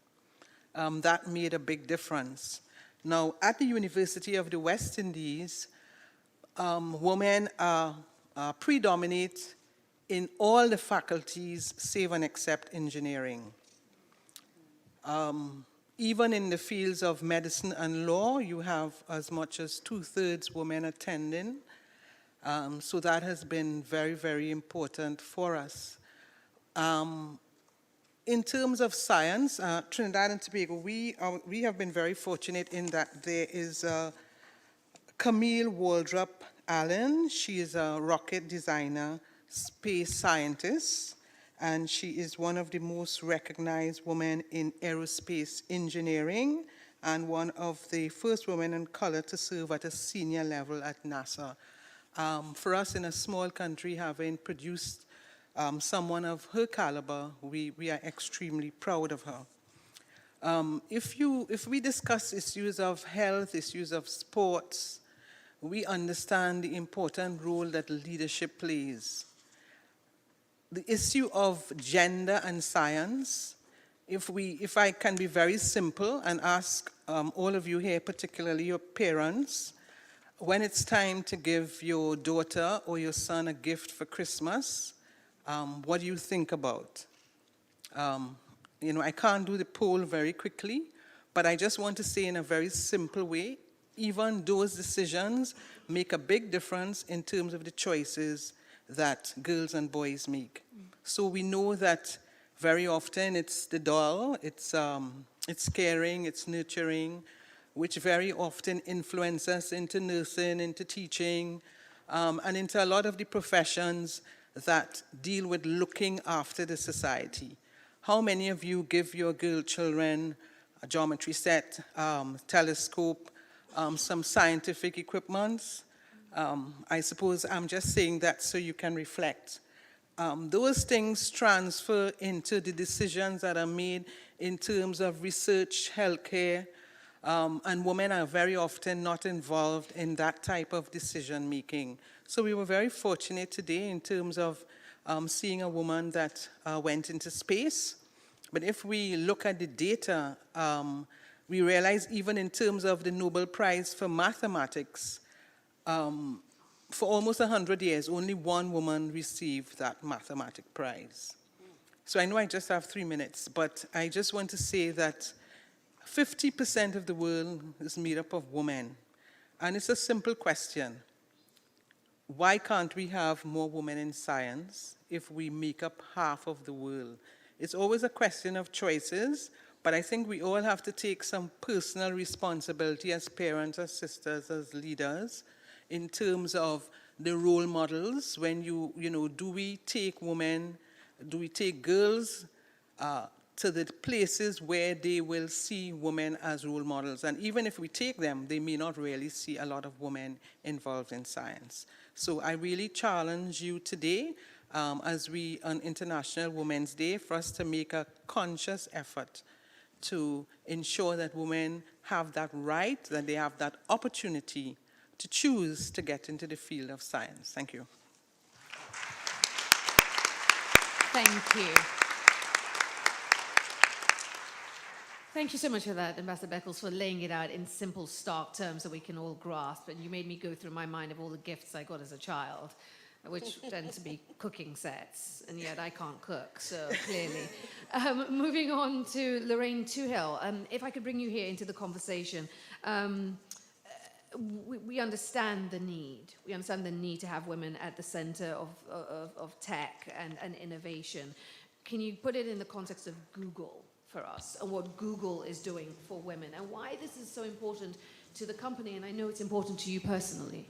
It is. Thank you so much. And first of all, can I start by saying what a privilege it is to be here on behalf of Google, especially on behalf of all of the many women at Google. We're quite the force. Innovate for Change is, we are that company. It's obviously in our DNA. It's who we are. So we're good at that. So we're proud to partner with you and your team and to be here. But long before Google, as a child growing up in rural Ireland in the 70s, I never in my wildest dreams imagined I'd ever be here. So it's quite an experience. And I can't cook either, so it's clearly a theme. But my kids who are here with me can attest to that. But I just want to say to my kids, you just heard the coolest astronaut ever say that you have to work hard at school, okay? You heard it here. And Chiara, you know, we're so proud you won our science fair 3 years ago. Google Science Fair is just one of the many programs we have in STEM and in computer science and in science to get more and more girls and young women into science and into coding and into STEM. And Chiara's looking for an internship soon, so I gave her my email address. Actually, I was proud to tell Chiara that 5 out of the last 6 Grand Prix winners of our science fair were actually girls, which is remarkable. Woo! But our main focus globally is to get more women online. That is our main focus, to get more women access to information. Today in the world, there are 250 million fewer women online than men, and that's not okay. That means the gap is widening, and it means they have no access to information. They cannot learn, they don't know their fundamental human rights, they cannot grow, they cannot create a business, they cannot participate. And to me, information is oxygen. That's why we care so much. It's why I care so much. And so that's why we have a number of initiatives in 39 countries around the world as part of our Women's Will program. I'll just give a few examples. In India, we're very excited about the numbers coming online, but in rural India, 70% of the people online are men. So we launched Internet Sati with Tata Trusts, and the program so far in the last few years, we've reached over 23 million women, over 200,000 villages, and I'm super proud of our progress. And it's remarkable to see how these women, as their eyes are opened and they discover the internet, the things they do. The biggest use case we see is they can now help their children do their homework for the first time and prepare for tests. In fact, 1 in 5 of our Internet Sati women go on to create their own little business in their community. So it's so amazing when you do give women technology, what they do with it is remarkable. We see the same in Africa. Over the next 2 decades, more people will enter the workforce in Africa than in anywhere else in the world. So we have a goal to train 10 million Africans in digital skills by 2020. And we want to make sure that we have 50-50 male-female participation, and we're at 48%, so we're almost there. And we offer women dedicated digital skills programs, dedicated community events, fostering mentorship. And we run these women-focused programs already in 4 African countries, including Nigeria and Kenya. And today we're proud to announce 4 new countries: South Africa, Tanzania, Ghana, and Rwanda, which is exciting for us. Another example from the Middle East, by next year, 1 in 5 jobs in the Middle East will require digital skills. And right now in the Middle East today, there are 30 million university-educated, internet-connected women with no jobs. So we created, which is wrong, it's just completely wrong. So we launched Maharat Min Google to help give them digital skills and to help give them the skills they need to advocate for themselves and to participate in that workforce. One amazing example we saw was Reen Fauzi from Egypt, who founded Egypt's Pink Taxi, safe women-driven taxis for women. She used digital skills to grow her business. She now employs hundreds of women. So those are some of the programs that we're running. But beyond our programs, and you mentioned this earlier, Phumzile, you know, really at a company like ours, what we really have to make sure we do very, very well is that we build products for everyone. And so that's why we are very focused on machine learning, fairness, ensuring no unconscious bias in our products. And this relates to gender, but it's not just gender, it's also race, ethnicity, nationality, income. We have a whole team staffed off around this, led by remarkable women, which is great.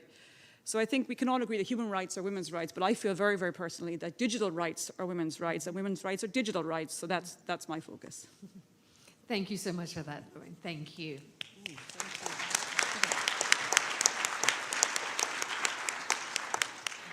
Chiara, I've been looking forward to hearing from you and hearing your story. You are a young woman from South Africa, and you have made... I didn't do it. Well, maybe you did a little bit. Who's made a remarkable impact at such a young age. So, you know, I don't want to take you all the way back to your origin story, but I am interested, and I know we all are here, in understanding what first spurred your interest in science and innovation. Can you tell us a little bit about your journey? Right. I think before I wanted to start, I wanted to say what a big privilege it is to sit in this room with such amazing women. Being only 19 years old and sitting across these amazing women, I'm truly inspired. And I know that sitting here today, I'm not just representing myself, I'm representing all my sisters that don't have voices. As a South African, I'm representing all the people back home that couldn't be here, but that definitely need the UN Women and their programs to get their rights. I think from my family, I was always brought up in a space where I could achieve whatever I wanted to. I remember telling my mom and dad at a very young age that I wanted to change the world. And my mom and dad said, okay, that's great, let's do it. So I think that I was always very supported in my family structure. And that's not just having a mother that's a great role model, but I think by getting young women involved in STEM, it's more important to also see how their fathers can play a role. And my father also always inspired me to follow my dreams. I remember, because I'm currently a student at Stanford, that when he took the decision when my mom and dad took the decision to send me all the way here, my dad told me that it's a difficult decision, not because I'm his daughter, but because I'm a child, his child. And that's the reason that when parents look at their children get involved in innovation, they shouldn't see it as girls, but just as children that are interested in innovation and creating change. I think when I was young, I was always interested in asking questions and seeing the world around me, and often I would be disappointed that a lot of the problems I was looking at were not being solved. And I think I took this disappointment into seeing what I could answer and how I could create solutions to addressing those problems, no matter my background, my community. I knew that I had a strong background, and no matter what I did, I could somehow improve my community, even if it was to a very small extent. What was the solution?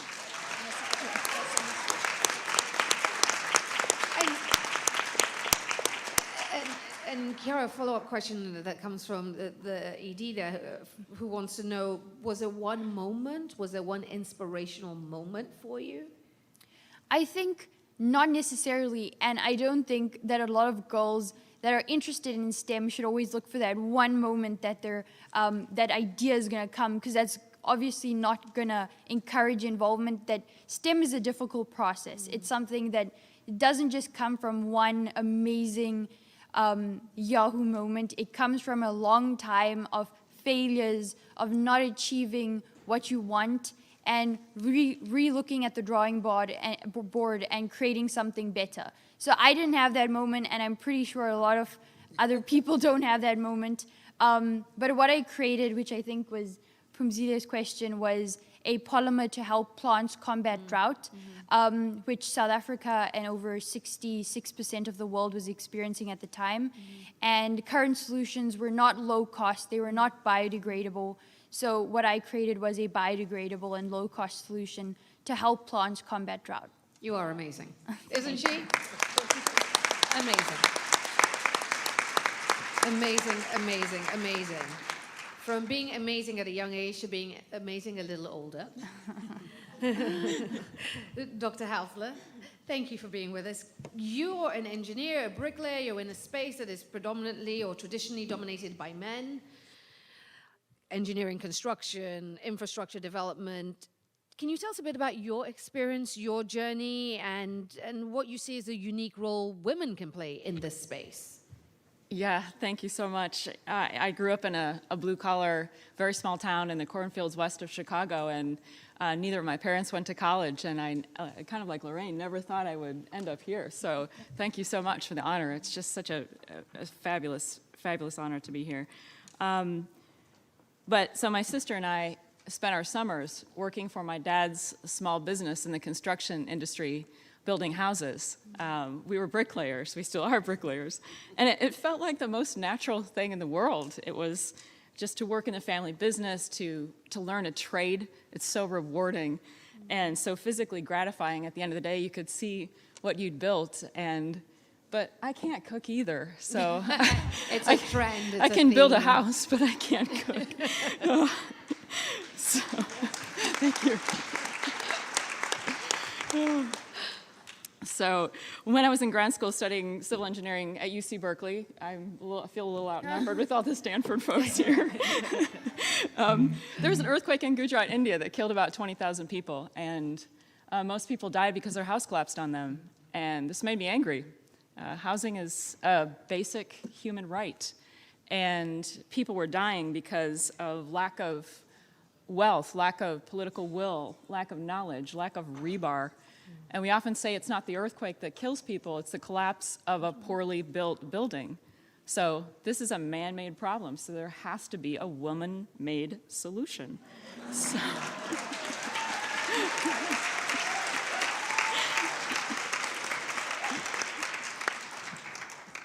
But we do have to think equal from the very start. Build Change has 6 core principles, and the first one is equality. And so when we started our first program in Aceh in Indonesia after the Indian Ocean tsunami, and the first thing we did was hire a female Achenese structural engineer and a female Achenese quantity estimator. And then we decided we were going to try to change the way the NGO community delivers housing after disasters and try to shift away from sweat equity, where you just give the house to someone, they don't get to make decisions about materials and architecture, and they just have to do the hard labor. Switch that to decision equity. So we asked the community to make sure that all of the adult homeowners, members of the household, were there for the decision-making process. All the adult family members, so the women, the men, the elderly, disabled, everyone, so that they could make decisions about where is the kitchen, where is the toilet. And I remember in the first cohort of families that we worked with, one of the village leaders said, well, there's a single mom with 4 kids, her husband's gone, just leave her alone, make the decision for her. There's no way we're going to do that. So we enabled her to make the decisions just like anyone else, and she was one of the most engaged homeowners in the process, regularly checking construction quality, pushing wheelbarrows of dirt around on the construction site. And this is the philosophy that we've held to throughout the entire history of our work. So when we're making decisions about housing, women tend to prioritize safety and security and basic features such as kitchens and toilets more than men. And we need them leading this decision-making process, because I find that women really are looking to reduce risk and keep their families safe. Did you know that inventions like the fire escape, windshield wipers, Kevlar vests, life rafts, these inventions were invented by women. So women, yeah.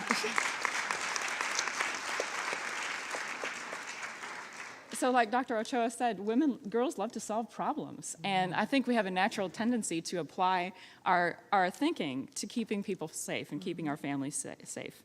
So we do have a strong role to play in safer, stronger homes and in building smart. Thank you for that.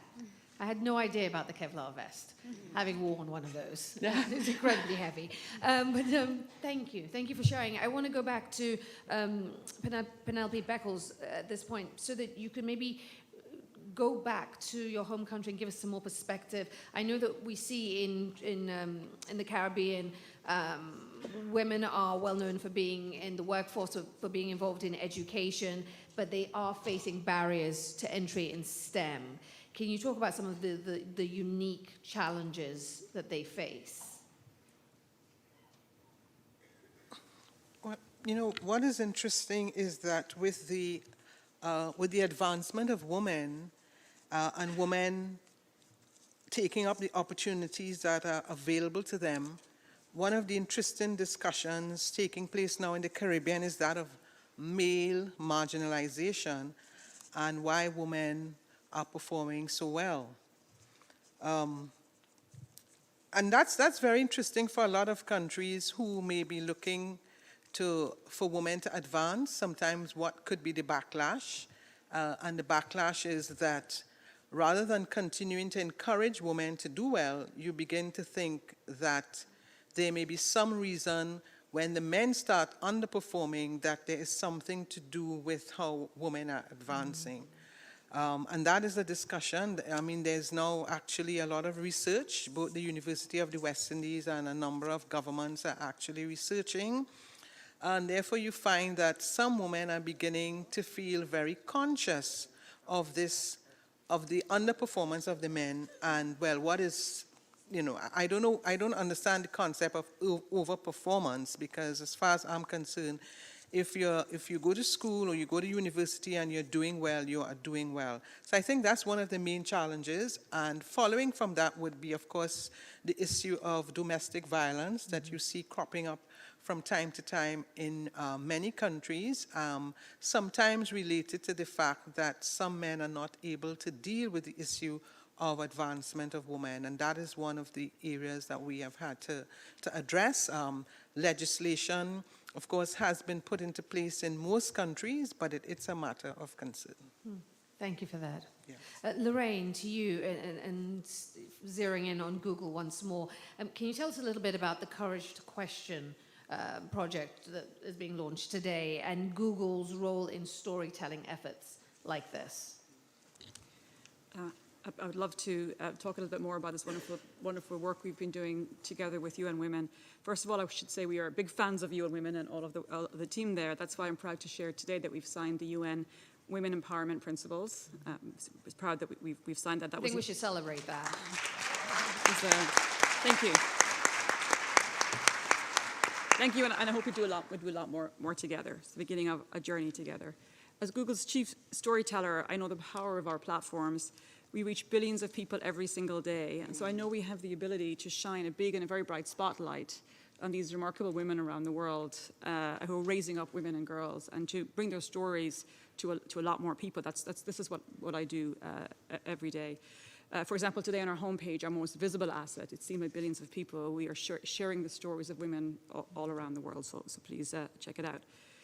Courage to Question is an example of that. It is a project we've done with UN Women and Vital Voices, and it's a 4-part virtual reality series which tells the story of 4 women who are women's rights defenders who are combating mass incarceration, child marriage, gender-based violence, human trafficking.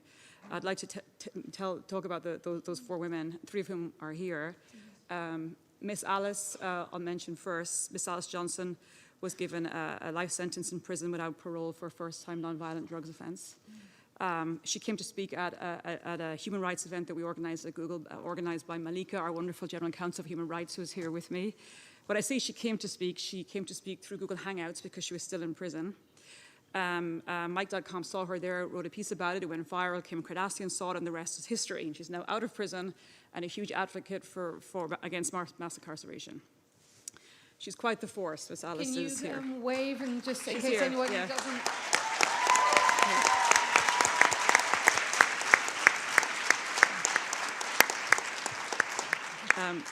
If you haven't met Miss Alice, she's quite the force. And, Chief Teresa Kachin-Moto is from Malawi. Malawi is the country with the most child marriage cases, and she is a leader in Malawi, and she changed the law working with the men in her community so that child marriage was no longer allowed. Extraordinary stories, many things that she's done. One of the things she has done is roll back 850 child marriages just in her local community, which is remarkable. Lydia Cachao, who is also here from Mexico. Lydia is a...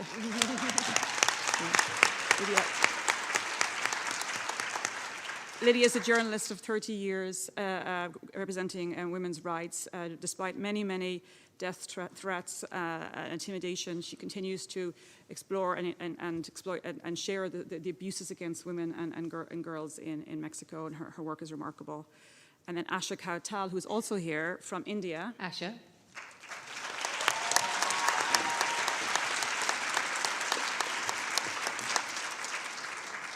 And Asha is the General Secretary of the Dalit Women's Rights Movement in India. The Dalit women face systemic discrimination and violence against them all the time, and Asha fights for them and on their behalf every single day. So it's wonderful to have Miss Alice, Lydia, and Asha here with us today. But these stories shown in virtual reality, so full immersion, allow us to sort of know and feel the power and courage of these amazing women. And to me, they're a great example of the best of technology and humanity together. Virtual reality allows you to have this full immersion. It allows you to go more proximate, to really feel like you're there, even though that may feel uncomfortable in some of the scenes. But I think that's really important because it's the only way that we get more empathy in the world today, by really experiencing these stories firsthand. So I would encourage you to go to the VR exhibit in the lobby downstairs, but in the meantime, we're going to show, I think, a little trailer of the stories of these remarkable women.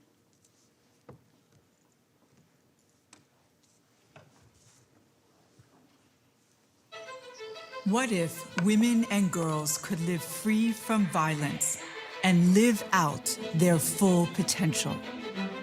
What if we reimagined a world where every woman, where every girl is treated with dignity and justice? There are women fighting for that world to come, and their courage must be known. These are their stories. I am the first woman chief in my area who paved the way for others. I was a first-time nonviolent offender that was sentenced to life without parole. When we work towards eradicating human trafficking, we will change the world. Injustice is injustice, whether it be caste, class, or any other form of oppression. It is a critical time, and in order to understand the need for dignity and rights for women and girls, we should get closer, see the world through their eyes, feel their courage to question and take action. When you see a face, when you see another human being, that changes things.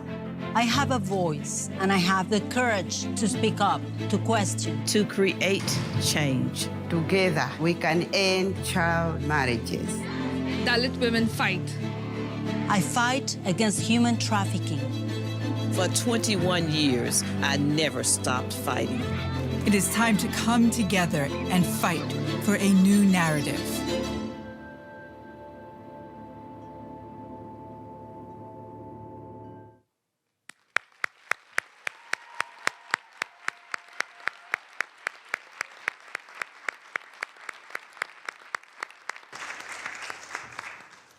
Those are like incredible stories. I just want to reiterate what Lorraine said. On the way out, you can grab some Google Cardboard VR glasses, go downstairs, go to the exhibit, take a look at these films, and fight. Let's keep the fight going. I also want to pose a question to Chiara. You're from South Africa. You've done incredible things at a young age, and there's so much more you're about to do. I know. I should be watching you closely. How important is it for girls from underrepresented communities to get involved in STEM, and what difference does it make? I think that every idea fundamentally has the power to change our world. And we see that today, where a lot of the times we have communities where we as girls don't want to speak up. And if we don't speak up, what that means is that we're living in communities that don't have our decisions reflected in them. And for instance, like science fairs, the Google Science Fair, for instance, has been amazing and encouraging girls that feel intimidated to show their ideas and realize that no matter how small their ideas are, they can make a change. And living in a society where key decision makers in households are women, where we see that it's not necessarily translated into jobs, for instance, where we have 50% of professional occupations occupied by women, we see only 25% of those in the computer science space. And as somebody that's very interested in innovation and technology, I know that when we're getting girls involved in innovation and change, that it's not just something that girls should be proud of or girls should be pushing for, because when we get them involved, we're going to get better solutions. We're going to get more solutions. Solutions that are improving our communities in a diverse range of ways. And that's why we should be getting girls involved in science, and it should be an agenda on what everybody wants to do. That's why it's so important. Thank you.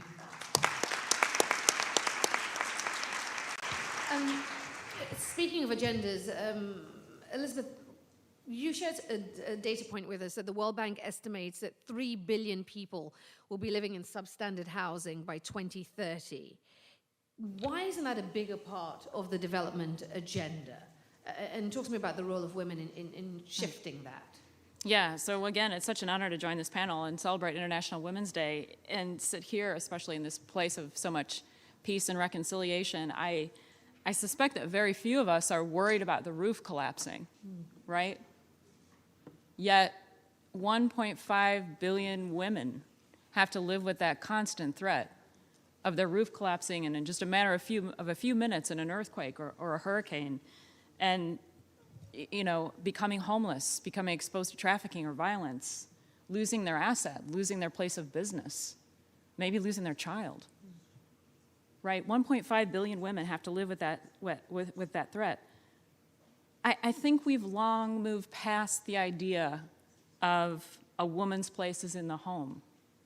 A woman's place is everywhere. It's in space. It's in the media. It's in Congress. It's in the coding hub. It's in the lab.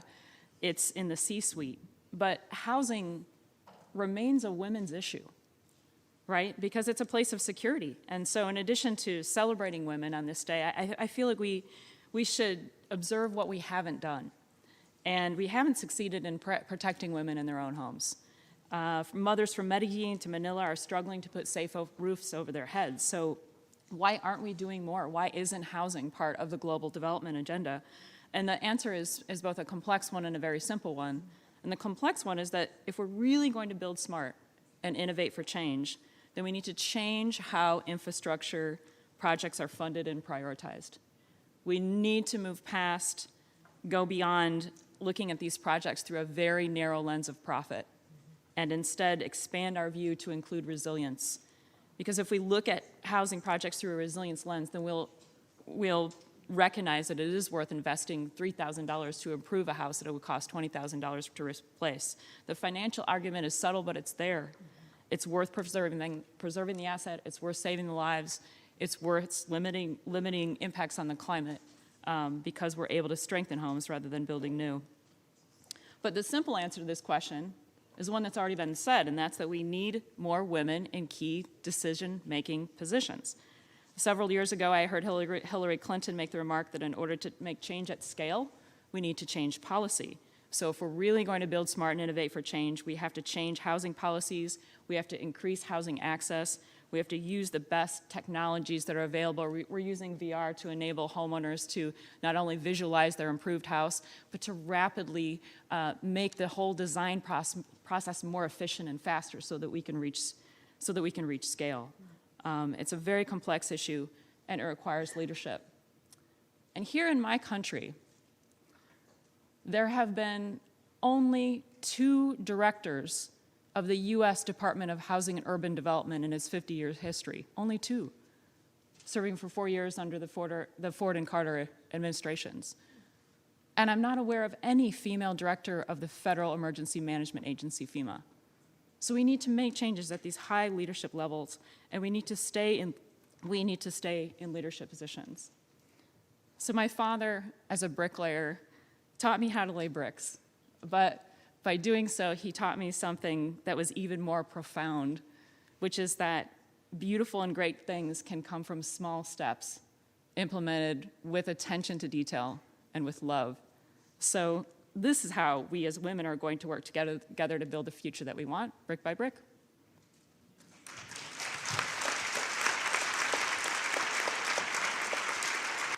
Very, very well said. Very well said.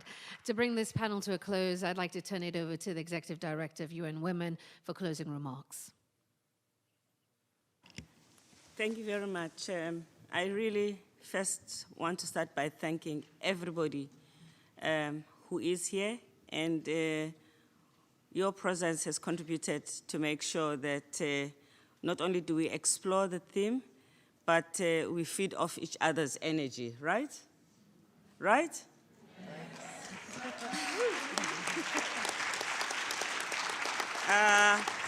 I mean, I'm not so sure who those ladies are with their crowns, but they're giving me some energy. Give them a shout out.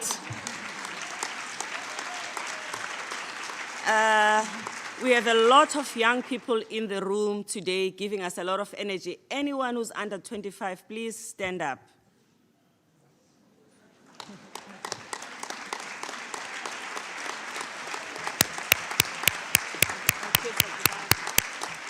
Thank you for being here, because there's a baton waiting for you, so don't run away. We have people here who are human rights defenders, activists, who have given all their lives to nothing else but this struggle. And we have been fighting maybe sometimes by ourselves with limited resources, that exhausting fundraising that we all have to do.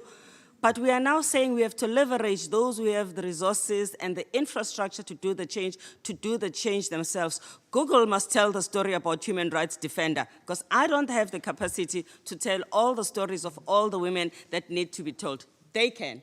Am I right or am I right? You bet. Right.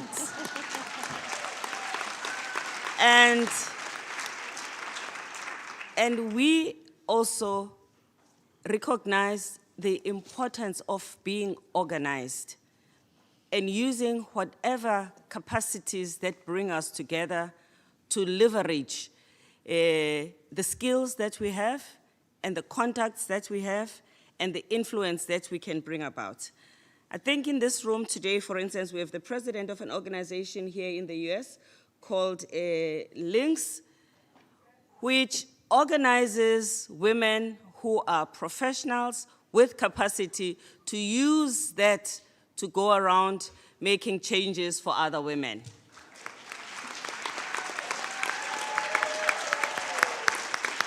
We have in this room women who are part of the civil society that we work with as UN Women, which is pretty much everybody. I want you to stand up and give yourself a big applause. So my parting words is also that you're never too young to start.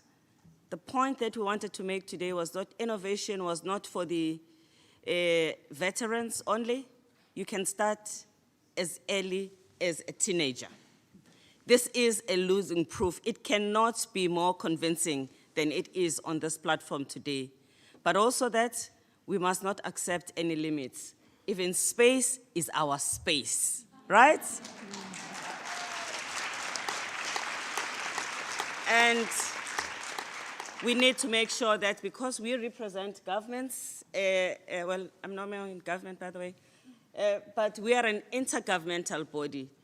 We must facilitate policies that change the world, because technology is not neutral. Technology can exacerbate inequalities, but technology also can close the gap. But we have to be we have to have the intention to bring about change and to use technology appropriately. So what we were trying to do today was to exchange ideas and show examples of where technology offers possibilities that sometimes we don't take, and that we need to do something to close that gap. We also wanted to appreciate that the fact that young people have talent, that young people can be role models. We therefore need to create the space to put them on the pedestal so that other young people can be inspired by them. And today, again, Ju was here. She sang her heart out. She sang her heart out. And how cool is that? So today was just all about inspiring one another and recognizing how far more we still have to go, but also that we cannot go slowly. We cannot go small. The problems are just too big. We need to leapfrog, and we need technology that can change lives of not just millions, but billions. So everyone who's here on this platform and everyone who's in the room, let's find that space where we can actually make change happen in a big way, not in a small way, please. We're through with small. Making change in a big way. Thank you.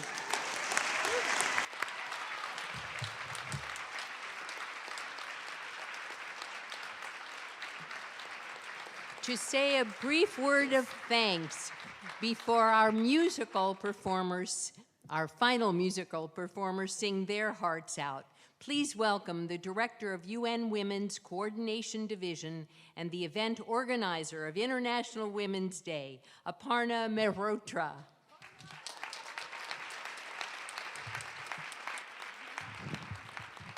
Well, thank you very much. Today is International Women's Day. Happy International Women's Day. And it's a day of celebration, and it's a day for everybody to shine. So there are a few people I need to make shine. And so I will be spending a minute doing that. First of all, we all know that we have a master of ceremonies, and they actually are the master of the show. We know that Sade has helped us and worked with us and expressed solidarity with us on multiple International Women's Day. You've seen how well she shines and how well she makes us shine. So first and foremost, I would like to give a very large and loud round of applause for Sade.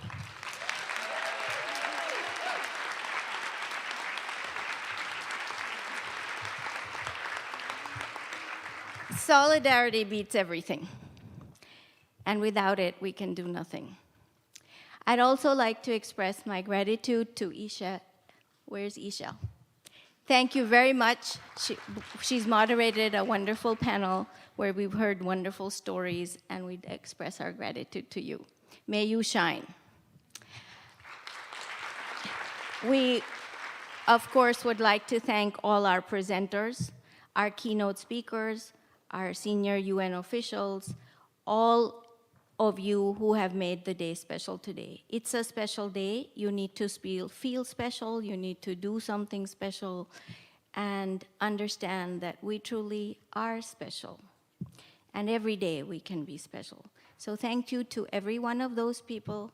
And please go out, leave this room, and do something for yourself. Today is your day. Finally, I have to express my thanks to the village. We cannot undertake an event of this magnitude without a very large number of very, very hardworking staff and volunteers. So I will take this moment to request all the staff and all the volunteers who have supported you to make this day what it is so far. So please stand up and accept the round of applause.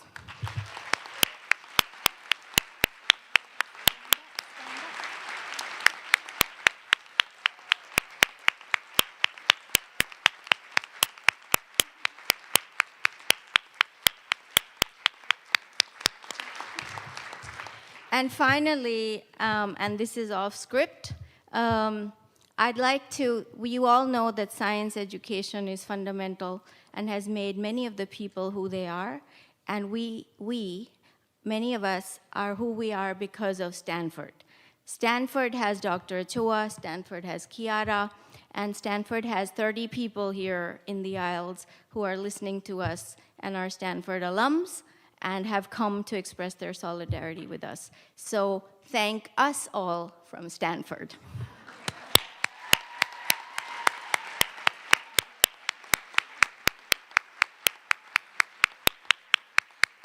And just to end this, I have to say that we know someone here is from UC Berkeley.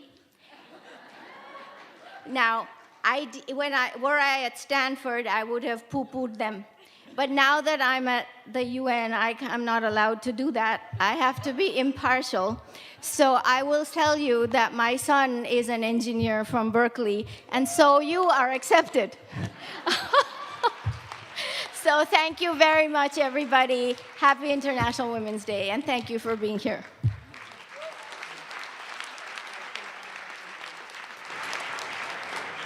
Thank you, Aparna. I just love you. Well, ladies and gentlemen, now to close this wonderful celebration of International Women's Day, we have a traditional musical treat. The UN Women Anthem was created to mark the occasion of UN Women's founding and performed at the inaugural. Today, it is fitting that we actually close our program with the performance of our anthem, sung by members of the Broadway stage.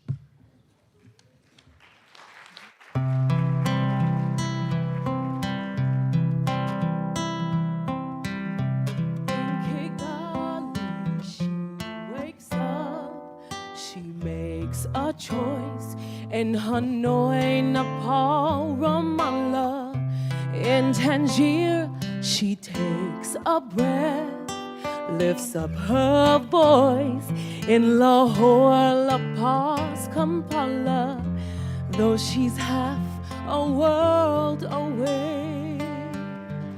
Something in me wants to say,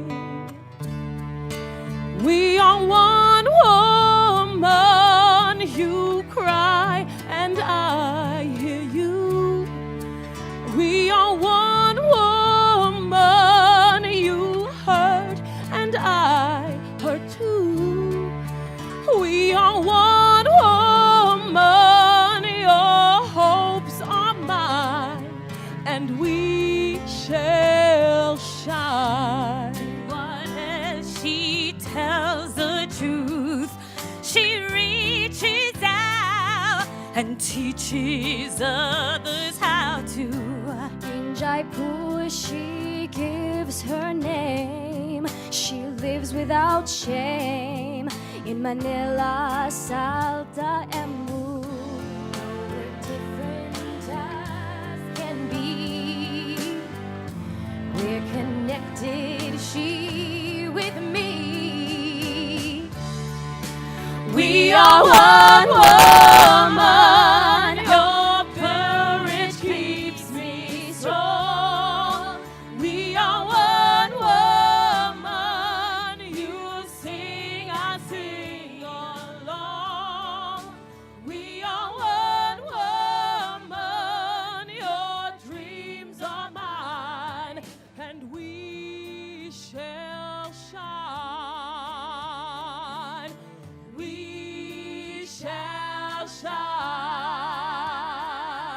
And one man he hears her voice, and one man he fights her fight. Day by day he lets go the old ways, one woman at a time.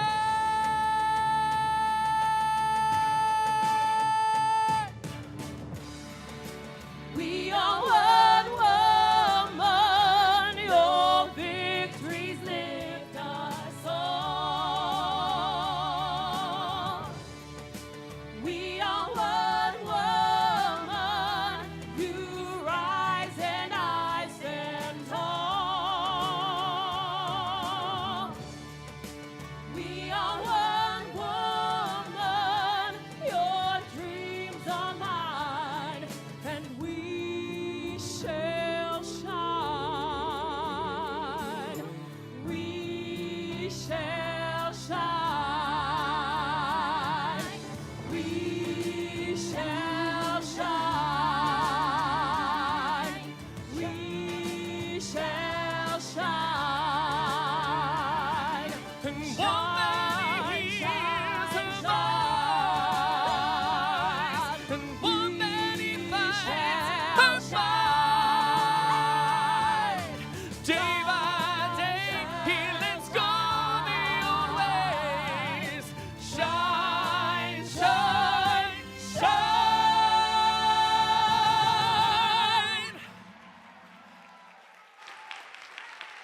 Thank you so much. Ladies and gentlemen, please rise and join us in song. Put your hands together and join in. We are one woman, your victories keep us strong. We are one woman, you rise and I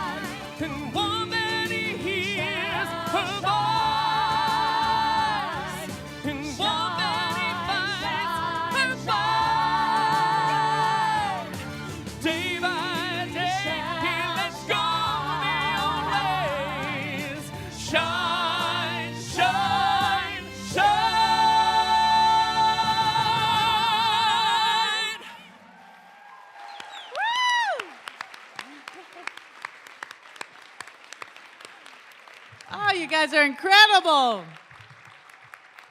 Andrea, thank you so much. Nikenji, Zoe, Bly, Brian, thank you all so much. Well, thank you all for coming here today to celebrate International Women's Day. What a great day this has been, hasn't it? So continue to be champions of change, think big, and remember we have to increase the number of women who are decision makers. So important. Keep pushing ahead. We still have a lot of work to do. And remember, give that young girl a geometry set or a microscope, okay? Thank you all so much. Continue to shine, and we hope to see all of you again next year. Again, happy International Women's Day.